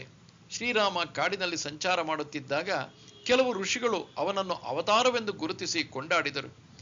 ಇನ್ನು ಹಲವರು ರಾಮನ ಎದುರಿಗೇನೆ ಸಂಕೋಚವಿಲ್ಲದೆ ಅವರೆಲ್ಲ ನಿನ್ನನ್ನು ಅವತಾರ ಎಂದು ಕೊಂಡಾಡಬಹುದು, ಆದರೆ ನಾವು ನೀನು ದಶರಥನ ಮಗ ಎಂದು ಮಾತ್ರ ನೋಡುತ್ತೇವೆ ಎಂದರು. ಶ್ರೀರಾಮ ಇದನ್ನು ಕೇಳಿ ನಸುನಗುತ್ತಾ ಮುಂದೆ ಹೊರಟ. ಭಗವಂತ ನಮ್ಮ ಎದುರಿಗೆ ಬಂದರೆ ಸಾಲದು, ಅವನು ಅವನನ್ನು ತಿಳಿದುಕೊಳ್ಳುವುದಕ್ಕೆ ನಮಗೆ ಯೋಗ್ಯತೆಯನ್ನು ಕೊಡಬೇಕು. ಆಗಲೇ ಅವನನ್ನು ತಿಳಿದುಕೊಳ್ಳಲು ಸಾಧ್ಯ. ಅವನು ಜ್ಞಾನ ಭಾಸ್ಕರನಂತೆ ಹೃದಯದಲ್ಲಿ ನೆಲೆಸಿದಾಗ ಮಾತ್ರ ಸಾಧ್ಯ. ದೇವತೆಗಳು ಮತ್ತು ದಾನವರೂ ಕೂಡ ಭಗವಂತನ ವ್ಯಕ್ತಿತ್ವವೇನು, ಅವನು ಈ ಸೃಷ್ಟಿಯಲ್ಲಿ ಹೇಗೆ ಇದ್ದಾನೆ ಎಂಬುದನ್ನು ಅರಿಯಲಾರರು. ದೇವದಾನವರಲ್ಲಿ ಕಠೋರ ತಪಸ್ಸನ್ನು ಮಾಡಿರುವವರು ಇದ್ದಾರೆ. ಆದರೆ ದೇವರು ಅವರ ತಪಸ್ಸಿನಿಂದ ಸುಪ್ರೀತನಾಗಿ ಪ್ರತ್ಯಕ್ಷನಾದಾಗ ಅವನನ್ನು ತಿಳಿದುಕೊಳ್ಳಬೇಕೆಂದು ಬಯಸಿದವರು ಅಪರೂಪ. ಕೇವಲ ಪ್ರಪಂಚದಲ್ಲಿ ಲೂಟಿ ಮಾಡುವುದಕ್ಕೆ, ಯಾವ ಅಪಾಯವೂ ಇಲ್ಲದೆ ಸುರಕ್ಷಿತವಾಗಿ ಬಾಳುವುದಕ್ಕೆ ಕೆಲವು ವರಗಳನ್ನು ಬೇಡಿದರೆ ಹೊರತು ಜ್ಞಾನ ಕೇಳಲಿಲ್ಲ, ಭಕ್ತಿ ಕೇಳಲಿಲ್ಲ. ಇಂತಹವರಿಗೆ ದೇವರ ಒಂದು ಅಂಶ ಮಾತ್ರ ಅರ್ಥವಾಗುವುದು. ಅವನು ದೊಡ್ಡ ವ್ಯಕ್ತಿ, ಅವನ ಉಗ್ರಾಣದಲ್ಲಿ ಬೇಕಾದಷ್ಟು ಸರಕುಗಳಿವೆ, ನಾವು ಅದನ್ನು ಕೇಳಿದರೆ ಕೊಡುತ್ತಾನೆ ಎಂಬುದು ಮಾತ್ರ ಅವರ ಅರಿವಿಗೆ ನಿಲುಕುವುದು. ಇಂತಹವರು ಭಗವಂತನ ವಿಭೂತಿಯನ್ನು ಅರಿಯುವುದಾದರೂ ಹೇಗೆ? ಸ್ವಯಮೇವಾತ್ಮನಾತ್ಮಾನಂ ವೇತ್ತತ್ವಂ ಪುರುಷೋತ್ತಮ ಭೂತ ಭಾವನ ಭೂತೇಶ ದೇವದೇವ ಜಗತ್ಪತೆ. ಪುರುಷೋತ್ತಮ, ಜೀವಗಳ ಪಿತ, ಜೀವೇಶ್ವರ, ದೇವದೇವ, ಜಗದೀಶ್ವರ, ನೀನೇ ನಿನ್ನನ್ನು ನಿನ್ನಿಂದಲೇ ತಿಳಿದುಕೊಂಡಿದ್ದೀಯೇ. ಇಲ್ಲಿ ಪುರುಷೋತ್ತಮ ಎಂದರೆ ಪುರುಷರಲ್ಲಿ ಶ್ರೇಷ್ಠನಾದವನು. ಅವನಲ್ಲಿ ಎಲ್ಲ ಕಡೆಗಿಂತ ಹೆಚ್ಚಾಗಿ ದಿವ್ಯ ಗುಣಗಳು ಪ್ರಕಾಶಿಸುತ್ತಿವೆ. ಈ ಪ್ರಪಂಚದಲ್ಲಿ ಒಂದು ವ್ಯಕ್ತಿಯಲ್ಲಿ ಅಷ್ಟೊಂದು ಜ್ಞಾನ, ಪ್ರೇಮ, ಕರುಣೆ, ಸಹಾನುಭೂತಿ, ಐಶ್ವರ್ಯ, ಅಧಿಕಾರ ಮುಂತಾದವು ಕಾಣುವಂತೆ ಬೇರೆ ಇನ್ನೆಲ್ಲಿಯೂ ಕಾಣುವುದಿಲ್ಲ. ನದಿಗಳೆಲ್ಲ ಹೇಗೆ ಸಾಗರಕ್ಕೆ ಸೇರಿವೆಯೋ ಹಾಗೆ ಎಲ್ಲ ಒಳ್ಳೆಯ ಗುಣಗಳು ಪರಮಾತ್ಮನೆಂಬ ಮಹಾಸಾಗರಕ್ಕೆ ಸೇರಿವೆ. ಎಲ್ಲ ದಿವ್ಯ ಗುಣಗಳು ತಮ್ಮ ಪರಾಕಾಷ್ಠೆಯನ್ನು ಮುಟ್ಟುವುದು ಅವನಲ್ಲಿ. ಸಾಧಾರಣ ಮನುಷ್ಯರಲ್ಲಿ ಸುಗುಣಗಳು ಮಿಂಚಿನ ಹುಳುವಿನಂತೆ ಕಂಗೊಳಿಸುತ್ತಿದ್ದರೆ ಸೂರ್ಯನಂತೆ ಪ್ರಕಾಶಿಸುತ್ತಿವೆ ಆ ಪುರುಷೋತ್ತಮನಲ್ಲಿ. ಮಾನವ ವಿಕಾಸದ ತುತ್ತ ತುದಿಯದು. ಅದನ್ನು ಮೀರಿದ ವಿಕಾಸವನ್ನು ನಾವು ಊಹಿಸಲಾರೆವು. ದೇವರು ಮಾನವನಿಗೆ ದಾರಿಯನ್ನು ತೋರಲು ಇಳಿದು ಬಂದ ಎಂದು ಹೇಳಿದಾಗ ಅವನು ಅವತಾರವಾಗುತ್ತಾನೆ. ಪ್ರತಿಯೊಂದು ಜೀವಿಯಲ್ಲೂ ಭಗವದಂಶ ಸುಪ್ತವಾಗಿದೆ. ಜನ್ಮ ಜನ್ಮಗಳು ಹೋರಾಡಿ ಸಾಧನಾ ಬಲದಿಂದ ಇಂತಹ ಶಿಖರಕ್ಕೆ ಏರಿರುವವನು ಎಂದು ಅವತಾರವನ್ನು ನಂಬದವರು ಹೇಳುತ್ತಾರೆ. ಸಾಧನಾ ಬಲದಿಂದ ಒಬ್ಬ ಪೂರ್ಣಾತ್ಮನಾಗಬಹುದು, ಆದರೆ ಪುರುಷೋತ್ತಮ ಆಗಲಾರ. ಈ ಪಾತ್ರ ದೇವರೊಬ್ಬನಿಗೇ ಮೀಸಲು, ಇತರರು ಅದನ್ನು ಮಾಡಲಾರರು. ಅವನು ಜೀವಿಗಳ ಪಿತ, ಜೀವಿಗಳನ್ನೆಲ್ಲ ತನ್ನ ಅಂಶದಿಂದಲೇ ಸೃಷ್ಟಿಸಿದವನು. ಹೇಗೆ ಕಿಡಿಗಳು ಅಗ್ನಿಕುಂಡದಿಂದ ಏಳುತ್ತವೆಯೋ, ಸೂರ್ಯನಿಂದ ಕಿರಣಗಳು ಬರುತ್ತವೆಯೋ, ಹಾಗೆ ಜೀವರಾಶಿಗಳೆಲ್ಲ ಅವನಿಂದ ಬಂದವರು. ಅವು ತಾವಾಗಿ ಬರಲಿಲ್ಲ, ಭಗವಂತ ಇಚ್ಛಿಸಿದುದರಿಂದ ಬಂದವು. ಅವನು ಎಲ್ಲರಿಗೂ ತಂದೆ. ಒಳ್ಳೆಯವನಿಗೆ, ಕೆಟ್ಟವನಿಗೆ, ಬುದ್ಧಿವಂತನಿಗೆ, ದಡ್ಡನಿಗೆ ಯಾರೂ ಅವನ ಪ್ರೀತಿಗೆ ಬಾಹಿರರಲ್ಲ. ಎಲ್ಲರನ್ನೂ ಒಂದೇ ಸಮನಾಗಿ ಪ್ರೀತಿಸುವವನು ಅವನು. ಎಲ್ಲರಿಗೂ ಅವರ ಆತ್ಮವಿಕಾಸಕ್ಕೆ ಒಂದೇ ಸಮನಾಗಿ ಅವಕಾಶಗಳನ್ನು ಕೊಡುವನು ಅವನು. ಅವನು ಜೀವೇಶ್ವರ, ಎಲ್ಲರಿಗೂ ಒಡೆಯ. ಯಾರೂ ಅವನ ಆಜ್ಞೆಯನ್ನು ಮೀರಲಾರರು. ನಮ್ಮ ದೇಹದಿಂದ ಹುಟ್ಟುವ ಮಕ್ಕಳು ಎಳೆಯವರಿರುವಾಗ ಮಾತ್ರ ನಮ್ಮ ಮಾತನ್ನು ಕೇಳುತ್ತಾರೆ. ವಯಸ್ಸು ಬರಬರುತ್ತಾ ತಂದೆ ತಾಯಿಗಳು ಒಂದು ಇಚ್ಛಿಸಿದರೆ ಅವರು ಬೇರೊಂದು ರೀತಿ ಬೆಳೆಯುತ್ತಾರೆ. ಕೊನೆಯ ತನಕ ಅಪ್ಪನ ಮಾತನ್ನೇ ಕೇಳುವ ಮಕ್ಕಳು ಅಪರೂಪ ಈ ಪ್ರಪಂಚದಲ್ಲಿ. ಆದರೆ ದೇವರೆಂಬ ತಂದೆ ಹಾಗಲ್ಲ. ಅವನು ಎಲ್ಲರನ್ನೂ ಆಳುತ್ತಿರುವನು. ಯಾರೂ ಅವನಿಗೆ ವಿರೋಧವಾಗಿ ಹೋಗಲಾರರು. ಅವನು ರಚಿಸಿದ ನಿಯಮಗಳ ಕಣ್ಣಿಗೆ ಮಣ್ಣನ್ನು ಎರಚುವವರಾರು? ಯಾರಾದರೂ ಏನಾದರೂ ತಪ್ಪು ಮಾಡಿದರೆ ಲಾಯರನ್ನು ಇಟ್ಟು ಬೇಕಾದಷ್ಟು ಲಂಚ ಸುರಿದು ಪ್ರಪಂಚದಲ್ಲಿ ಬರುವ ಶಿಕ್ಷೆಯಿಂದ ತಪ್ಪಿಸಿಕೊಳ್ಳಬಹುದು. ಆದರೆ ಭಗವಂತನ ನಿಯಮವನ್ನು ಪಾಲಿಸುವ ಕರ್ಮ ದೂತರು ಯಾರ ಬಲೆಗೂ ಬೀಳುವುದಿಲ್ಲ. ಸೃಷ್ಟಿಸುವುದು ಸುಲಭ, ಸೃಷ್ಟಿಸಿದ್ದಕ್ಕೆಲ್ಲ ಕೊನೆಯ ತನಕ ಒಡೆಯನಾಗಬೇಕಾದರೆ ದೇವರೊಬ್ಬನಿಗೆ ಸಾಧ್ಯ. ಅವನು ದೇವದೇವ. ಈ ಪ್ರಪಂಚದಲ್ಲಿ ಹಲವಾರು ದೇವದೇವತೆಗಳು ಇರುವರು. ಒಂದೊಂದು ದೇಶದವರು, ಒಂದೊಂದು ಧರ್ಮದವರು ದೇವರನ್ನು ತಮ್ಮ ತಮ್ಮ ರೀತಿಯಲ್ಲಿ ಚಿತ್ರಿಸಿಕೊಂಡು ಉಪಾಸನೆ ಮಾಡುತ್ತಿರುವರು. ಇವುಗಳ ಹಿಂದೆ ಇರುವುದೆಲ್ಲ ಒಬ್ಬ ಪರಮಾತ್ಮನೇ. ಇವುಗಳಲ್ಲೆಲ್ಲ ಒಬ್ಬ ಪರಮಾತ್ಮನ ಶಕ್ತಿಯೇ ವ್ಯಯವಾಗುತ್ತಿದೆ. ಒಂದೇ ವಿದ್ಯುತ್ ಶಕ್ತಿ ಹಲವು ಮನೆಗಳಲ್ಲಿ ಬಲ್ಪಿನ ಮೂಲಕ ಬೆಳಗುವಂತೆ ಅವನು ಜೀವರಾಶಿಗೆ ಮಾತ್ರ ಒಡೆಯನಲ್ಲ, ಈ ಜಗತ್ತಿಗೆಲ್ಲ ಒಡೆಯ. ಅವನ ಇಚ್ಛೆ ಇಲ್ಲದೆ ಒಂದು ಹುಲ್ಲಿನ ಎಸಳು ಕೂಡ ಚಲಿಸಲಾರದು, ಒಂದು ಕಣ ಸ್ಪಂದಿಸಲಾರದು. ಅವನಿಚ್ಛೆಯಿಂದ ಭೂಮಿ ಉರುಳುವುದು, ಚಂದ್ರ ಬೆಳಗುವುದು, ಸೂರ್ಯ ತಪ್ಪಿಸುವುದು, ಮಳೆ ಬರುವುದು, ನದಿ ಹರಿಯುವುದು. ಈ ಪ್ರಪಂಚದಲ್ಲಿ ಎಲ್ಲ ಭೌತಿಕ ಘಟನೆಗಳು ಅವನ ಆಜ್ಞಾನುಸಾರ ನಡೆಯುವವು. ಅವನೊಬ್ಬನೇ ತಾನು ಯಾರು ಎಂಬುದನ್ನು ಸಂಪೂರ್ಣ ತಿಳಿದವನು. ಪರಮಾತ್ಮ ಮಾತ್ರ ಪರಮಾತ್ಮನನ್ನು ತಿಳಿದುಕೊಳ್ಳಬಲ್ಲ. ಇತರರು ತಮ್ಮ ಯೋಗ್ಯತಾನುಸಾರ ಭಗವಂತನನ್ನು ತಮ್ಮ ಪಾತ್ರೆಯಲ್ಲಿ ಹಿಡಿದಿಟ್ಟಿರುವರು. ಅದೆಲ್ಲ ಒಂದು ಸಣ್ಣ ಅಂಶ ಮಾತ್ರ. ನಾವು ಸಾಗರಕ್ಕೆ ಹೋಗಿ ನಮ್ಮ ಪಾತ್ರೆಯಲ್ಲಿ ಅದರಿಂದ ಸ್ವಲ್ಪ ನೀರನ್ನು ತಂದು ಮನೆಯಲ್ಲಿಡಬಹುದು. ಅದನ್ನು ಸಾಗರ ಎಂದು ಕರೆಯಬಹುದು. ಸಾಗರದ ನೀರೇ ಅದು ನಿಜ. ಆದರೆ ಆ ಮಹಾಸಾಗರದಲ್ಲಿರುವ ವಸ್ತುಗಳೆಲ್ಲ ಅದರಲ್ಲಿ ಇದೆಯೇನು? ಸಾಗರದ ವಿನಃ ಬೇರೆ ಯಾವುದು ಅವನ್ನು ಒಳಗೊಳ್ಳಲಾರದು. ಅದರಂತೆಯೇ ಯಾರನ್ನು ತುಂಬಾ ದೊಡ್ಡ ಜ್ಞಾನಿಗಳು ಎನ್ನುತ್ತೇವೆಯೋ ಅವರು ತಮ್ಮ ಪಾತ್ರೆಯಲ್ಲಿ ಸ್ವಲ್ಪ ದೇವರನ್ನು ಹಿಡಿದಿಟ್ಟಿರುವರು. ಆದರೆ ದೇವರೆಲ್ಲವನ್ನೂ ಹಿಡಿಯುವ ಪಾತ್ರೆ ನಮ್ಮಲ್ಲಿ ಎಲ್ಲಿದೆ? ನಾವು ಶಾಂತ ಮನುಷ್ಯರು. ನಮ್ಮ ದೇಹ, ಮನಸ್ಸು, ಬುದ್ಧಿ, ಇಂದ್ರಿಯ, ಅಹಂಕಾರಗಳಿಗೆಲ್ಲ ಒಂದು ಮಿತಿ ಇದೆ. ಇವುಗಳೆಲ್ಲ ಸೇರು ಪಾವು ಚಟಾಕಿನಂತೆ. ಇವುಗಳಿಂದ ಅನಂತ ಸಾಗರವನ್ನೇ ಅಳೆಯುವುದಕ್ಕೆ ಆದೀತೆ. ಅಳೆದಷ್ಟು ಇನ್ನೂ ಇರುವುದು, ತಿಳಿದಷ್ಟು ಇನ್ನೂ ತಿಳಿಯುವುದು ಇರುವುದು. ಅದಕ್ಕೆ ಭಗವಂತನೊಬ್ಬನಿಗೇ ಗೊತ್ತು ಅವನು ಯಾರು ಎಂಬುದು. ಉಳಿದವರಲ್ಲಿ ಇರುವುದೆಲ್ಲ ಅವನ ಒಂದು ಸ್ಯಾಂಪಲ್ ಅಷ್ಟೇ, ಅದಕ್ಕಿಂತ ಹೆಚ್ಚಿಲ್ಲ. ವಕ್ತುಮರ್ಹಸ್ಯ ಶೇಷೇಣ ದಿವ್ಯಾಹ್ಯಾತ್ಮವಿಭೂತಯಃ ಯಾಭಿರ್ವಿಭೂತಿಭಿರ್ಲೋಕಾಂ ಇಮಾಂ ತ್ವಂ ವ್ಯಾಪ್ಯ ತಿಷ್ಠಸಿ. ಯಾವ ಯಾವ ವಿಭೂತಿಯಿಂದ ನೀನು ಈ ಲೋಕವನ್ನು ವ್ಯಾಪಿಸಿಕೊಂಡಿರುವೆಯೋ ಆ ದಿವ್ಯವಾದ ನಿನ್ನ ವಿಭೂತಿಗಳನ್ನು ನಿಶೇಷವಾಗಿ ಹೇಳು.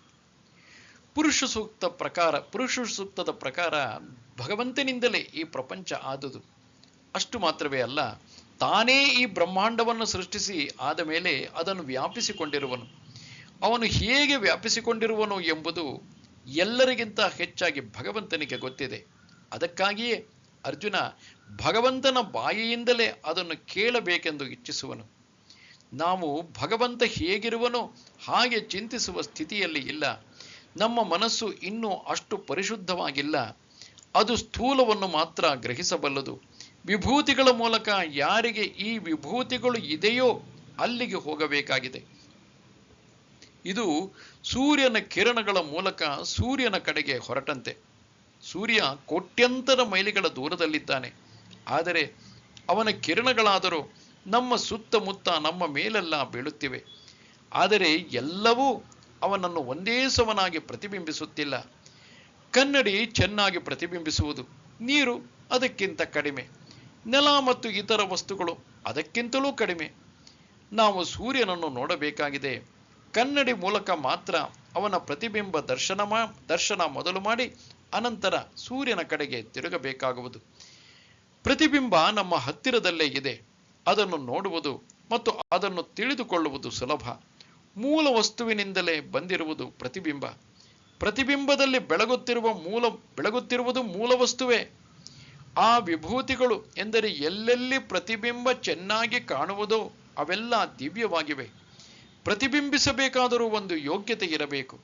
ಎಲ್ಲವೂ ಸೂರ್ಯನನ್ನು ಪ್ರತಿಬಿಂಬಿಸಲಾರವು. ಅವನು ನಿಷ್ಪಕ್ಷಪಾತಿಯಂತೆ ಎಲ್ಲದರ ಮೇಲೆ ಬೀಳುತ್ತಿದ್ದರೂ ಎಲ್ಲವೂ ಒಂದೇ ಸಮನಾಗಿ ಅದನ್ನು ಪ್ರತಿಬಿಂಬಿಸಲಾರವು. ಹಾಗೆ ಪ್ರತಿಬಿಂಬಿಸಬೇಕಾದರೆ ಆ ವಸ್ತುವಿನಲ್ಲಿ ಯೋಗ್ಯತೆ ಇದ್ದರೆ ಮಾತ್ರ ಸಾಧ್ಯ.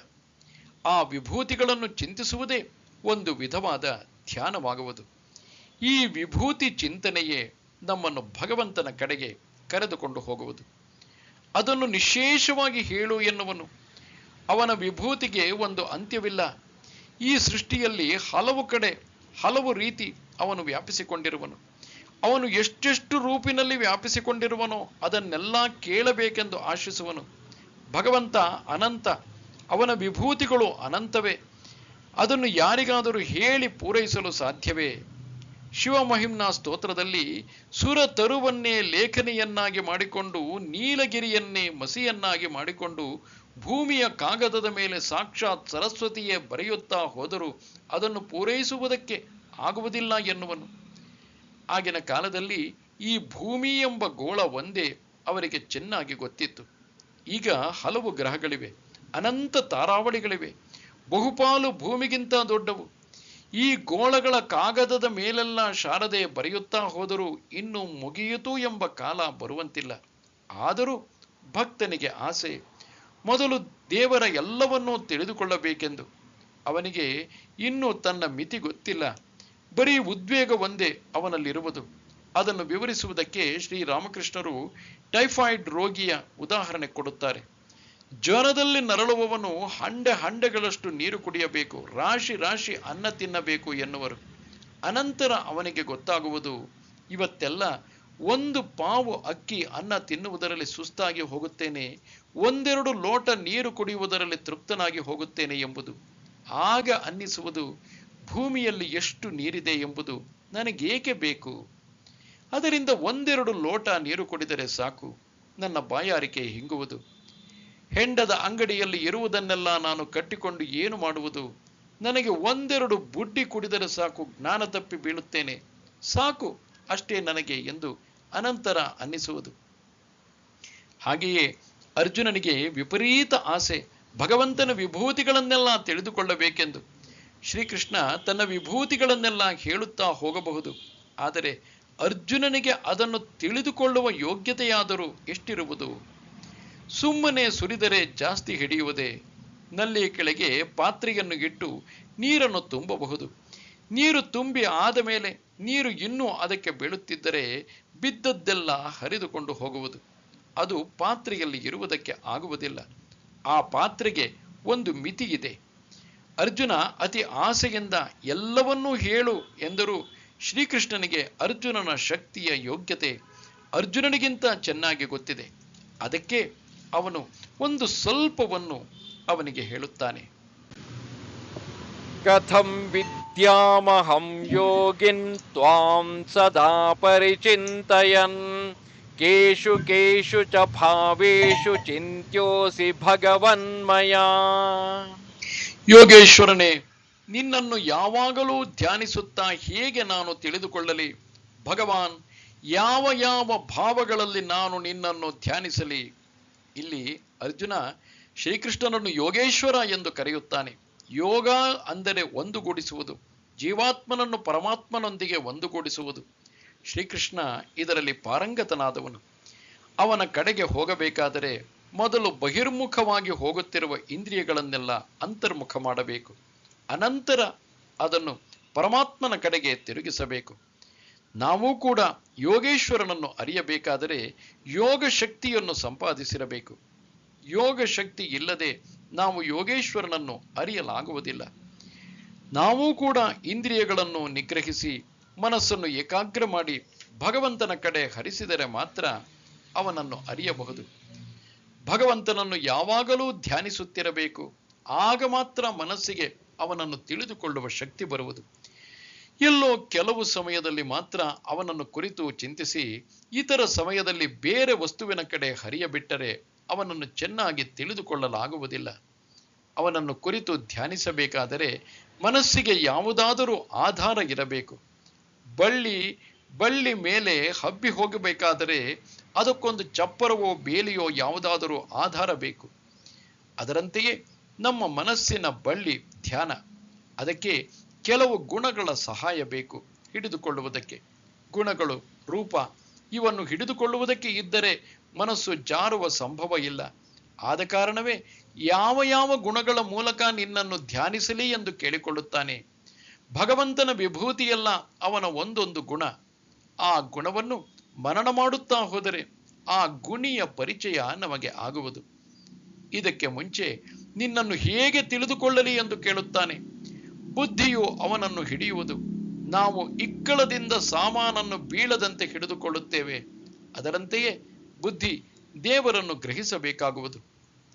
ತನಗೆ ತಿಳಿದಿರುವುದರಿಂದ ತಿಳಿಯದೇ ಇರುವುದನ್ನು ಹಿಡಿಯಬೇಕಾಗಿದೆ. ನಮ್ಮ ಮನಸ್ಸು ಹಲವಾರು ಸೂಕ್ಷ್ಮ ಗುಣಗಳನ್ನು ಗ್ರಹಿಸುವುದು. ಹಾಗೆಯೇ ದೇವರಿಗೆ ಸಂಬಂಧಪಟ್ಟ ಅವನ ಸರ್ವವ್ಯಾಪಿತ್ವ, ಅವನ ಶಕ್ತಿ, ಅವನ ಜ್ಞಾನ ಇವುಗಳನ್ನು ತನ್ನ ಯೋಗ್ಯತಾನುಸಾರ ತಿಳಿದುಕೊಳ್ಳುವ ಬಗೆ ಹೇಗೆ ಎಂದು ಕೇಳುತ್ತಾನೆ. ವಿಸ್ತರೇಣಾತ್ಮನೋ ಯೋಗಂ ವಿಭೂತಿಂಚ ಜನಾರ್ದನ ಭೂಯಃ ಕಥಯ ತೃಪ್ತಿರ್ಹಿ ಶೃಣ್ವತೋ ನಾಸ್ತಿ ಮೇ ಮೃತಂ. ಜನಾರ್ದನ, ನಿನ್ನ ಯೋಗ ಮತ್ತು ವಿಭೂತಿಯನ್ನು ವಿಸ್ತಾರವಾಗಿ ಪುನಃ ಹೇಳು. ನಿನ್ನ ಅಮೃತಮಯವಾದ ವಾಣಿಯನ್ನು ಕೇಳುತ್ತಿರುವ ನನಗೆ ತೃಪ್ತಿಯಿಲ್ಲ. ಅರ್ಜುನ ಶ್ರೀಕೃಷ್ಣನ ಯೋಗೈಶ್ವರ್ಯ ಮತ್ತು ವಿಭೂತಿಯನ್ನು ವಿಸ್ತಾರವಾಗಿ ಕೇಳಬಯಸುತ್ತಾನೆ.